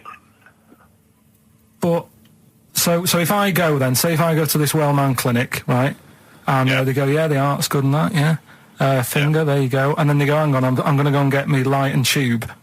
I could start worrying them because they've sort of found something. And they're not likely to go straight in with the tube. They'll probably send you off some tests first. But Carl, there's in a nothing. hospital. But you go to these places to put your mind at rest and to know where you are with your health. I mean, it's not that you go along. That's what most people worry about. They think that because I'll go along and they'll find something. Well, one, that's illogical. It doesn't heighten the fact they find something because you go along. And two, if they do find something, it's a good job you went along. I mean, I'm a hypocrite because I don't go to the doctor, but you know, I've had that done. You should be concerned if when they shine the little light in your ear, it comes out the other side of your ear. No, the other ear comes right out the other side. That's when you should be worried. But Rob, right, you said then, if they find something, they send me off for some tests. Why can't I just have the test without that and cut out the middleman? Do you know what I mean? Because you're wasting lots of money. There's hundreds of tests they could do, and they could do every test, and they could all come back with nothing. Or they could do the finger up there and send you for the 3 tests you need to find out what's wrong with you. But in this day and age, with all the technology and that, and like brainy doctors and all that, the only way to find out is sticking a finger up there. What are you worried about, Carl? Is it fundamentally that this doctor who's has done 6 years medical training, is it embarrassing to have a man's finger up your ass? I just don't understand how you can get round to that without... But what don't you like? Is it fundamentally you don't like anything up your ass, or is it the fact that it's a man's finger up there? I don't like going to the doctors. It makes me nervous, because I think if anyone searches you long enough, they're going to find a fault with you, right? And especially if they're going that far into you. They're going to find something. And Probably not. well, you know, I just don't... I don't know how to get round to that sort of... that point where you get a... What do you talk to the doctor about? And he's like, all right, nice day. Strap your trousers. He goes, he says, I'm gonna just, Most people just shut up and let you do it, and then breathe a sigh of relief when you say there's nothing there. Yeah. But is that at the end of the test, or is that the first thing he does? It's the last thing. So that trousers up out the door. Because he knows it ends conversation. He knows it's a bit of a faux pas. The doctor says, "Oh, I better not kick off with the finger up the arse." What I do is I'll start on with the the head, and then then I go, "Oh, one final thing, Mr. Pilkington." So Rob, he drops his keys and he goes, "Pick them up." And as you bend over, will you be doing this, Rob? Is this what you're like open to do? You do all these. I'll have to do it at some point. All doctors do it at some point, no matter what they specialise in. So the first one, is he another doctor there to sort of make sure you're doing it right? Not dentists. No, but do you know? Dentists aren't doctors anyway. But do you know what I mean? Like, normally it's like a co-pilot will have someone with them for the first one. So when you put your first finger in, will someone be there going, right, you just want to move to the left of it? I've already done it. Have you? Yeah. So that's the thing with a student, you're learning. So you get people teaching you. And you learn on... these things. Can I just point out, Rob, I think I'm right in assuming that you have a glove on. Yep. And there's lubrication. Yep. And it doesn't hurt. No. There you go. What are you worried about, Carl? Who's this person who everyone's testing on in your class? It's not one person. One person. There's like, when a patient comes in and they've got a problem, your boss, the consultant, he does his finger up, and if he finds something, he goes to the patient, is it alright if the student has a feel as well? Then the student puts on a glove, puts the leave on the glove, and sticks his finger up and sees what he comes out with. Rob, I wish you could see Carl's face. I mean, his face when you said, and he says, can this fella have a go as well? He looked horrified. That he thought it was a free-for-all, like there's a queue of people trying on gloves and going, let's have a go. That looks good up there. What have you found? No, I mean, how come you had to sort of... Is it not something you could test on yourself rather than waiting for other people to come in? Because then, you know... It's an awkward position to get to, really, isn't it? Well, but you can have a good rummage then without feeling too awkward, but to sort of have a go on your first patient when you don't really know what you're looking for anyway, do you know what I mean? Never really thought about it. Because you don't... If you've never done it before... You pop your finger in there, and you've got to sort of look. You've got to have an expression on your face, like you know what you're finding. Well, they can't see what you look. They can't see your face. There. You got the big boss consultant man going, now move your finger there, and you'll probably feel this. But he's just done it. He knows what's there. Well, what? Oh, so he's already had a go. He's had a feel, and he's going right. If you feel to the right, that's the conglomerate or whatever. The conglomerate, yeah. Its conglomerate is in perfect working order. Well, I'm still. Thank you, Rob. I'm sorry you had to go through this. Carl is probably the worst patient you'll ever encounter in your medical career. Good luck with your finals, and thanks very much. And do you know any female doctors who do this? Or? Thank you. XFM 104.9. Thank you. All right, this is Karl, the producer of Ricky Gervais and Stephen Merchant on XFM 104.9. We're playing out some of the best bits. Hope you're enjoying it. Here's another one. Can't concentrate now. Oh, well, he's all stressed because the lady from MTV's here.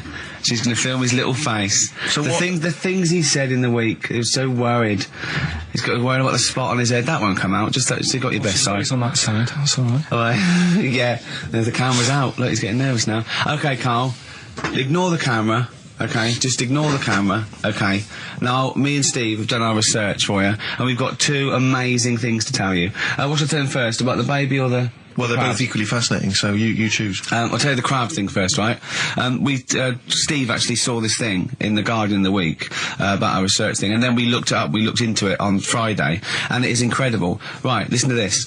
There's a thing in a bay in New England, right, where it's like the biggest, they make silicon chips and stuff for computers, right? And because of the data protection thing, after they've done them, because they have to destroy the plates, right, where the information's sort of put onto them, but there's still flakes of silicon. They sort of grind it down straight away, and some of the flakes got into the bay, okay, but some of the information is still on even the slight granules of silicon. Anyway, gets in the water, and silicon is rather like a carbon derivative. They reckon if there'd been life on another planet that wasn't carbon-based, it'd be silicon-based, because like simple sugars and proteins, it's just COH and that, and it can work with silicon, right? Anyway, the crabs have been taken up, they're still in the water, and they looked out on the beach, and over years the crabs have started sort of putting themselves in formations, like geometric format, and they couldn't work out why they were doing this.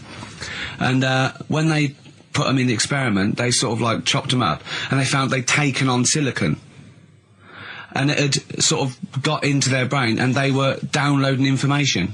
They picked up little things, because it's just chemical, electrical impulses that got information off the silicon chip, and they were interfacing it. But this is the amazing thing.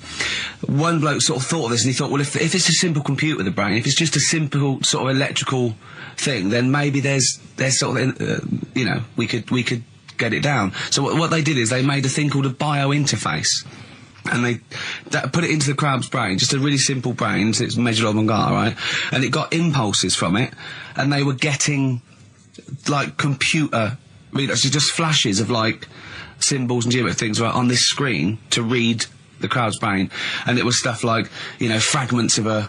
What made them do this in the first place? Because they saw the crabs behaving differently. They were behaving differently to each other. They were just like intelligent, and they were sort of solving problems and all this sort of stuff. Anyway, when they downloaded the thing, it was like they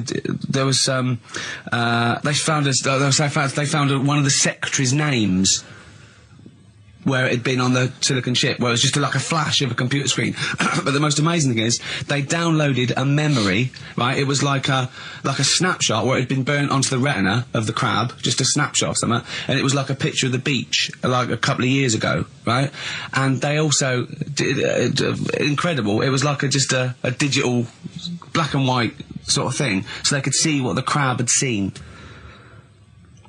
Amazing. Jeez. Amazing. So intelligent crabs. What are they doing with them now? Super brain. Well, they think this is the upshot. They think they could use it as spy crabs, because they could get these crabs. Also, the other thing is, as generations went on, right? So they put a crab in the sea or something, right?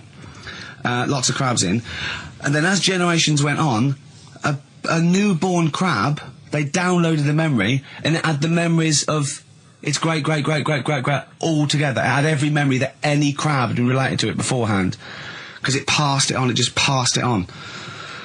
So not even ones that had been eating the silicon stuff. Yeah, no. These are just like ones that have had kids. Yeah, and they've got like, and they know so you'd know everything. Your everything right the way back.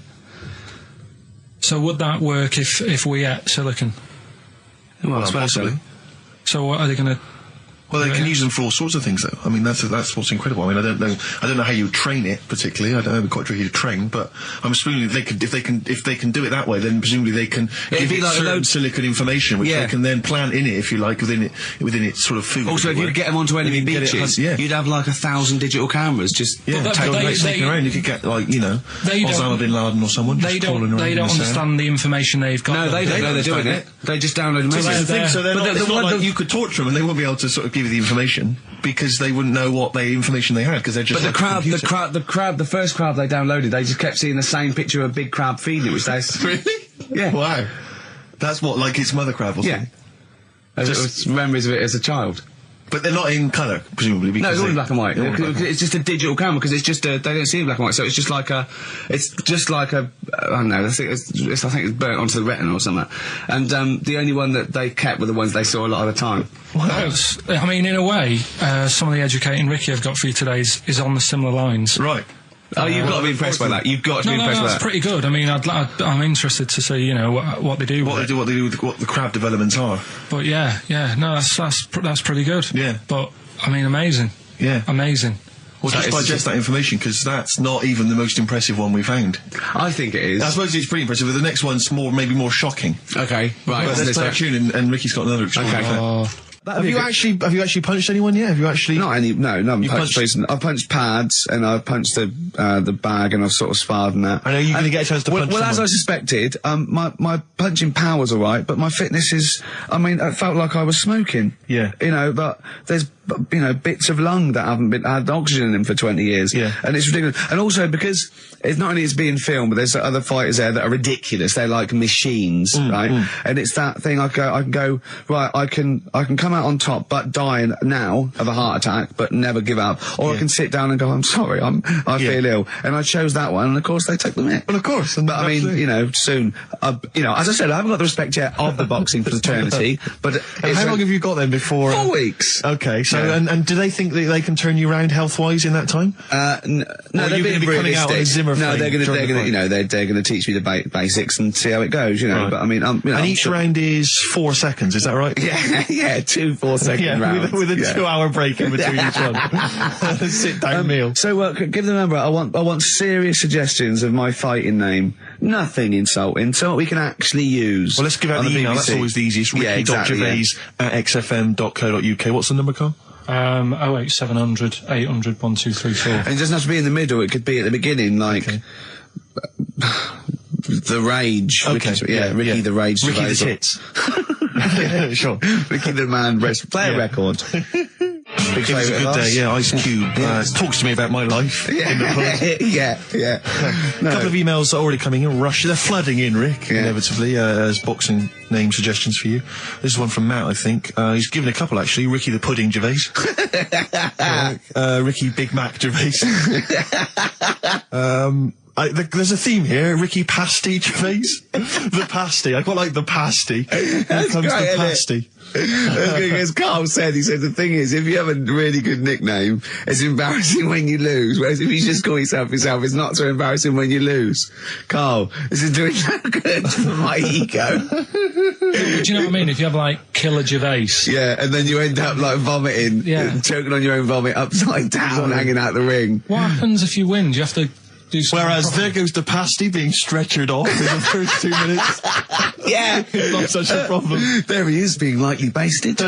And chucked down a mine. What do you mean, what do I have to do?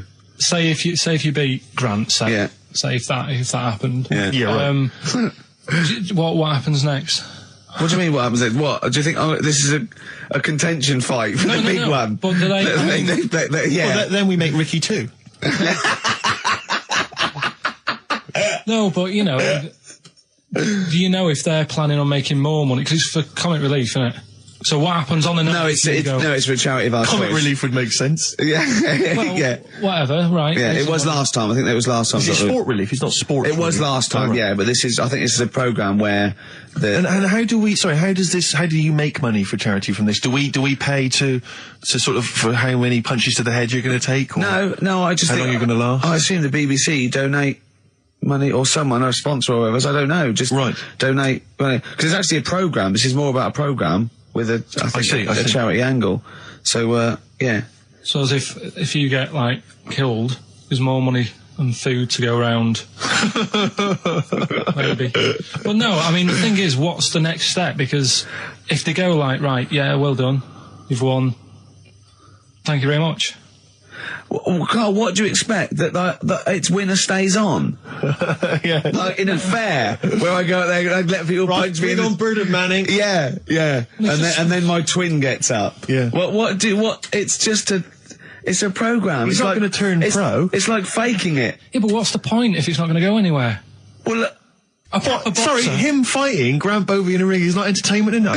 yeah, what's the matter with you, The Carl? man's going to get his face pummeled in. That's Coldplay. The Scientist on XFM 104.9. Right, competition, isn't it? no, it's Educating Ricky Part 2. Oh, is it? Yep. I wasn't even listening. He's doing all the work, I wasn't even listening. I want to spill some water down on that. Right, what's this one again then? Right. What's the teaser headline? Teaser headline is, What's Tomato with You? Brilliant. Yeah? Go on. How excited were you when you came up with that? You couldn't wait to come in and tell us, could you?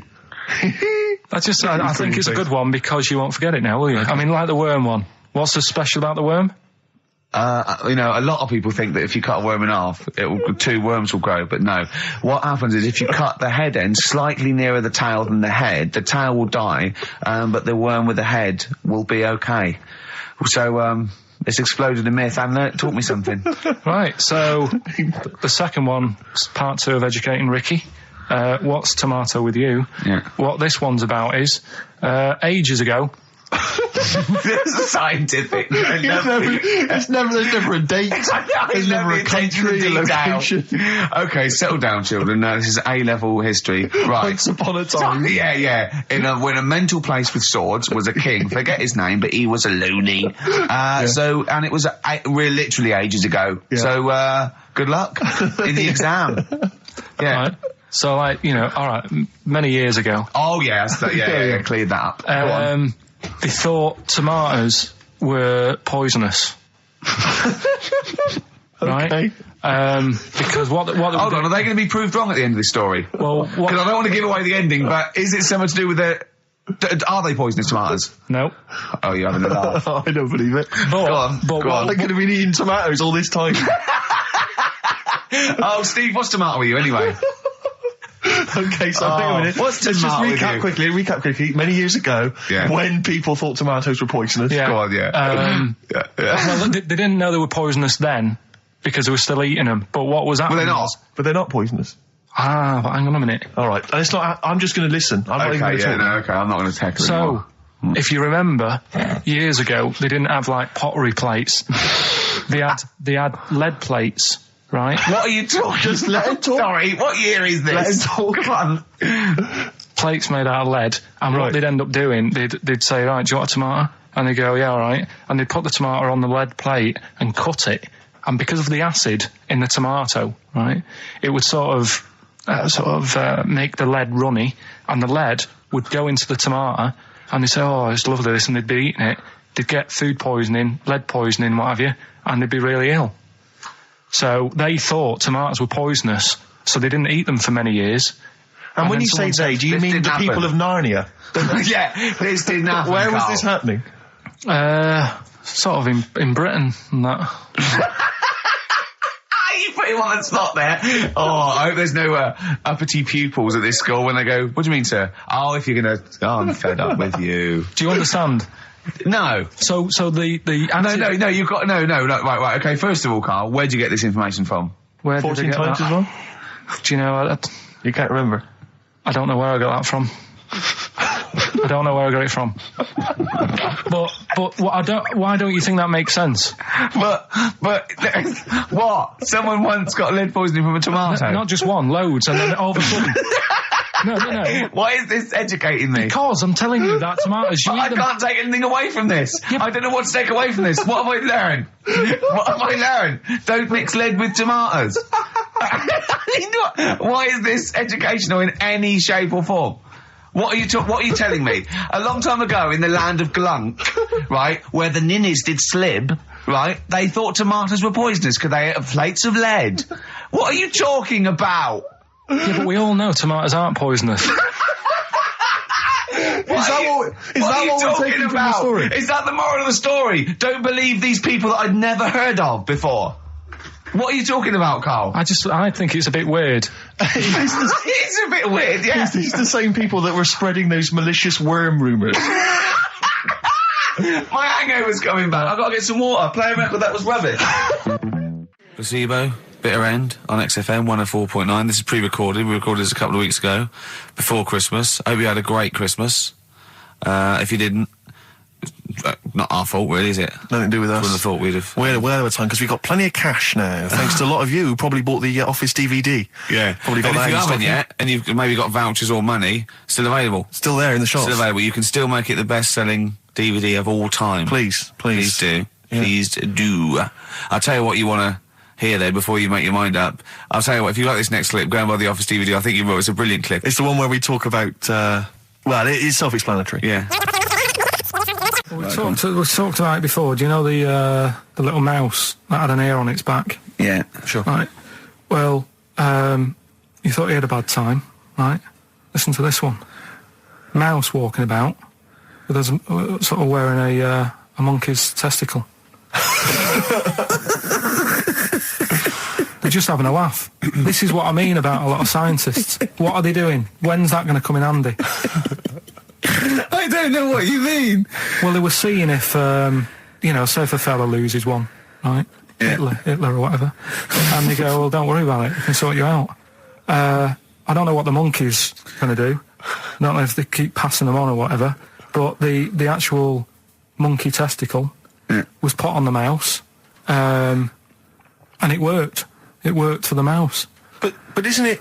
I mean, isn't a monkey's testicle quite large in relation to a mouse? Would it not look like the mouse was on a space hopper or something? Oh, yeah, it didn't look good. Well, they didn't put it where its testicles would be. No, they did. They put it... Well, how could it walk, then? The ear was on his back, so he could just get about. Well, I don't know. But you don't know, do you? You just guessed. Did they grow the monkey's testicles where the mouse testicles would... Well, it looked stupid anywhere else, though, wouldn't it? Oh, whereas a mouse with monkey testicles, that's fine. Oh, you'd be showing off. You'd be all right. I'd prefer that than the ear. When that mouse gets put back in with the other mice, do the other mice go, George, you look different. Have you had anything done? but the weird thing is, as well, apparently it still works as a monkey. What? So, like, what are you talking about? Like the sperm and that was it was still sort of monkey. Of course sperm. it was. What are you talking about? Well, that's weird. But what, Carl? It's only a thing to give it nutrients. That's all the thing they're testing. It's like grafting at that level. Right. What's your question? Because I'm right. What do you think? It would change eventually. It would have changed into a mouse testicle because it had been hanging round a mouse for so long. No, I thought the actual sperm of it though would be a mouse's. Why? Because it's hanging off a mouse. No, but your sperm is actually created in the testicles. So that's why it has to be outside your body. Otherwise, we put them in a nice little cage. But I'm guessing then that they've done this operation so that they can do it to humans. Yeah. Why would I want a monkey testicle if my kids are going to be monkeys? What use is it? No, think. That's no. That's going to happen anyway, Carl. Yeah, but think. Think of what you're saying. They've grown a monkey testicle on a mouse to see if it would still function as a monkey's testicle, okay? So they can do that to humans. So think, Carl. What they'd do is they'd grow a human testicle on a mouse and it could still be used as a human testicle. So what? To give you a testicle that you've lost. From a mouse? No, from another person who it was kept alive on a mouse. Because it's kept the nutrients alive, as opposed to keeping it in a deep freeze. Maybe bollocks go off after a week. I don't know. Maybe they get accidents. He had a little a card. Do you donate your testicles? Yeah, I'll tell you what. No one needs testicles yet. Let's keep them on a mouse. You have yours ripped off in some sort of bizarre skiing accident. You go, well, you're in a Battersea Dog Town. You pick the ones you want. They can grow them on anything. They can grow them on a Dachshund. Bulldogs are growing them usually. That's where you see a bulldog. Usually that's waiting for an operator. What don't you understand, Carl? Hang on a minute. I thought this was knob news, not testicle time. I don't understand what this testicle time's not for another 10 minutes. Yeah. No, it's all sort of linked and that, though, isn't it? Well, sometimes it's linked to a mouse. But I mean, what do you think about, like, I don't know, testing stuff out like that? Is it worth it? Could you not just go straight from... But listen, Carl, I'm getting this information from you. No, if this was on Question Time and someone said there were, Dimbleby and Paxman or whoever said it, I'd think about it as a moral dilemma. You've just said you saw a mouse with a monkey testicle. What do you think of that? I don't think anything of it. I don't think anything of it is the answer, Carl, because I can't trust the info. I cannot trust anything that comes out of your mouth. Well, it's true, but it's just all this. It's the same thing, innit? It's the leeches in a blender. It's the fella looking at an electron. Yeah. It's the mouse with an ear on its back. Yeah. I don't know what the point is. But you don't read on. Because I've seen you read something and you're going, look at that. Man survives on eating knee. And I go, what else? You go, I didn't read on. I didn't read on. You look at the mouse with the ear on the back and you just think, that must be murder at a concert. You don't think. You don't think. No, I just think, is it worth sort of wasting You think he swallowed someone's ear? He gnawed it away and swallowed it and it's just in his system? Yeah. No, I just get a bit sad about the mice and that. I agree. I mean, that is sad, yeah. Of course, anything like that. Chris Campling did a review of the show. Right. And basically said that Karl Pilkington is a creation of Gervais and Merchant. Well, if only that were the case. He said... he started off saying he liked the show. Yeah. He was excited. Said it was a good show.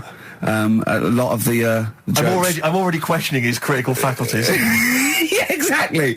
And basically said that we didn't contribute much, or seemingly didn't seem to contribute much, and we couldn't sort of like ad lib or anything. We just laughed at, particularly me, laughed at Karl Pilkington, who was coming up with some quite funny stuff. Yeah. Right? But then he does a twist on it. He goes, but the thing is, we're the puppet masters. He's a created person. We've created the persona Karl Pilkington for our own amusement. Right. He bases this on simply that we talked about... What was it we talked about? The Chinese not aging well, and he heard him talk about that on my DVD. But clearly I say, Carl, remember when you were talking about that? It's a news, or remember in the week, and so he thinks it's all scripted now. Imagine if this show was scripted. I'd be ashamed. Yeah. If this show was scripted, I would send back the BAFTAs for the actual shows we've written, and I would say... I'm having a go at Chris Campling. He's nice about our other work. He likes The Office, and he likes my stand-up and everything, and he likes the show, but he's saying... Because we're not spontaneous, we scripted this and invented Karl. So he's like, we've invented another Gareth. If we had created Karl, I would not have squandered a character that good on this poxy radio station. Absolutely. Also, does he know that we spend about 3 months on half an hour script? So how long does 2 hours of drivel? But the main thing is, as if this could be scripted, it's dreadful. It's shocking. Or maybe this is scripted. Hang on, you've lost me there. Let me just check the script. Maybe Chris Campling does not exist. Maybe I've made him up. I don't know what to believe. See, the name doesn't wash with me. What was his name? Chris Campling. Sounds odd. That's something that I made up, isn't it? Campling's almost like a joke. It's almost like a gay name, isn't it? Oh, he's a Campling. See, I think this is scripted. Yeah. I think I've probably made this whole link up, and Karl is a creation. Campling, that's not a real name. I made it up. I should have come up with something better. Yeah. Sorry. Down to the River by Bruce Springsteen on XFM 104.9. So, that little fella in the Times thought Karl was just a puppet. We created him. He's an actor. What's his actor's name? Brent Hogwell. we got him from Spotlight. Brent Hogwell. This stupid, dopey Mancunian accent, he just puts that on every week. Yeah, exactly, yeah. Yeah, he speaks rather like Hugh Grant. Yeah. And we just got this whole world around him. We set a whole... What do you think about that? He had his head shaved, especially. Exactly, yeah. So, would he think that, maybe if he's looked online and seen me head, and he's noticed how round it is and that, does he think it's sort of been, morphed into that shape just for the show, just for 2 hours on a Saturday? Yeah. You spend 5 hours in prosthetic makeup like John Hurt in The Elephant Man. Everything about him was made up. Yeah. We created him, because I remember coming up with Auntie Nora. Oh, yeah. You said, Rick, we need another character. I said, what about giving him an Auntie Nora? Doesn't sound convincing, I said. Yeah, and you said, what is it about? I said, well, I don't know, she farted for 5 minutes and she's got a fanny like a split tennis ball. No one's going to believe that. Yeah. Oh, that brings us neatly... Well, let's put that to bed now. So, Chris Campling, honestly, we do not script this shambles of a show, and Karl Pilkington really is like this. If you want, you can meet him. I'd love to send Karl for a drink with Chris Campling. Can we do that? And then he'll eat his words. Chris, if you're listening, honestly, this isn't a stitch-up. As I say, I'm not having a go at you. It's a very well-written article. It's very, very fair. You're just complimenting on his grammar. Yeah. It's a very well-written article. No, I'm saying we're not having a go. You've typed that beautifully. It's not like he slagged us off. I would just love him to meet Karl Pilkington. People in the street come up to me and say, is Karl like that? And I so want them to meet him. Yeah. Or maybe he can send in, if he's online, he can send in 5 subjects for Karl to talk about that we couldn't possibly know about, just so he knows that we just really do throw things at Karl, and that drivel comes out. Imagine if it was scripted. So wristbands work. I saw one in a shop window the other day which said, stop child abuse. And I bought one, obviously, because a lot of people say, does it make a difference? But it was only £1, and I'd only spent it on kiddie porn. So, I think I've made a little difference there, in a small way. On a serious note, though, I like the idea that child abuse. If you're a paedophile and you're walking along the street in your Mac, right? You got a puppy in one hand, a bag of sweets in the other, and you see this wristband, and you go, "Oh, stop it." Oh, okay then. Yeah, I hadn't thought before. That's made me think. Okay, fair enough. Yeah. I won't be doing that again. Yeah, he was hanging around in Topshop for unsavoury reasons. You saw them in there for only £1.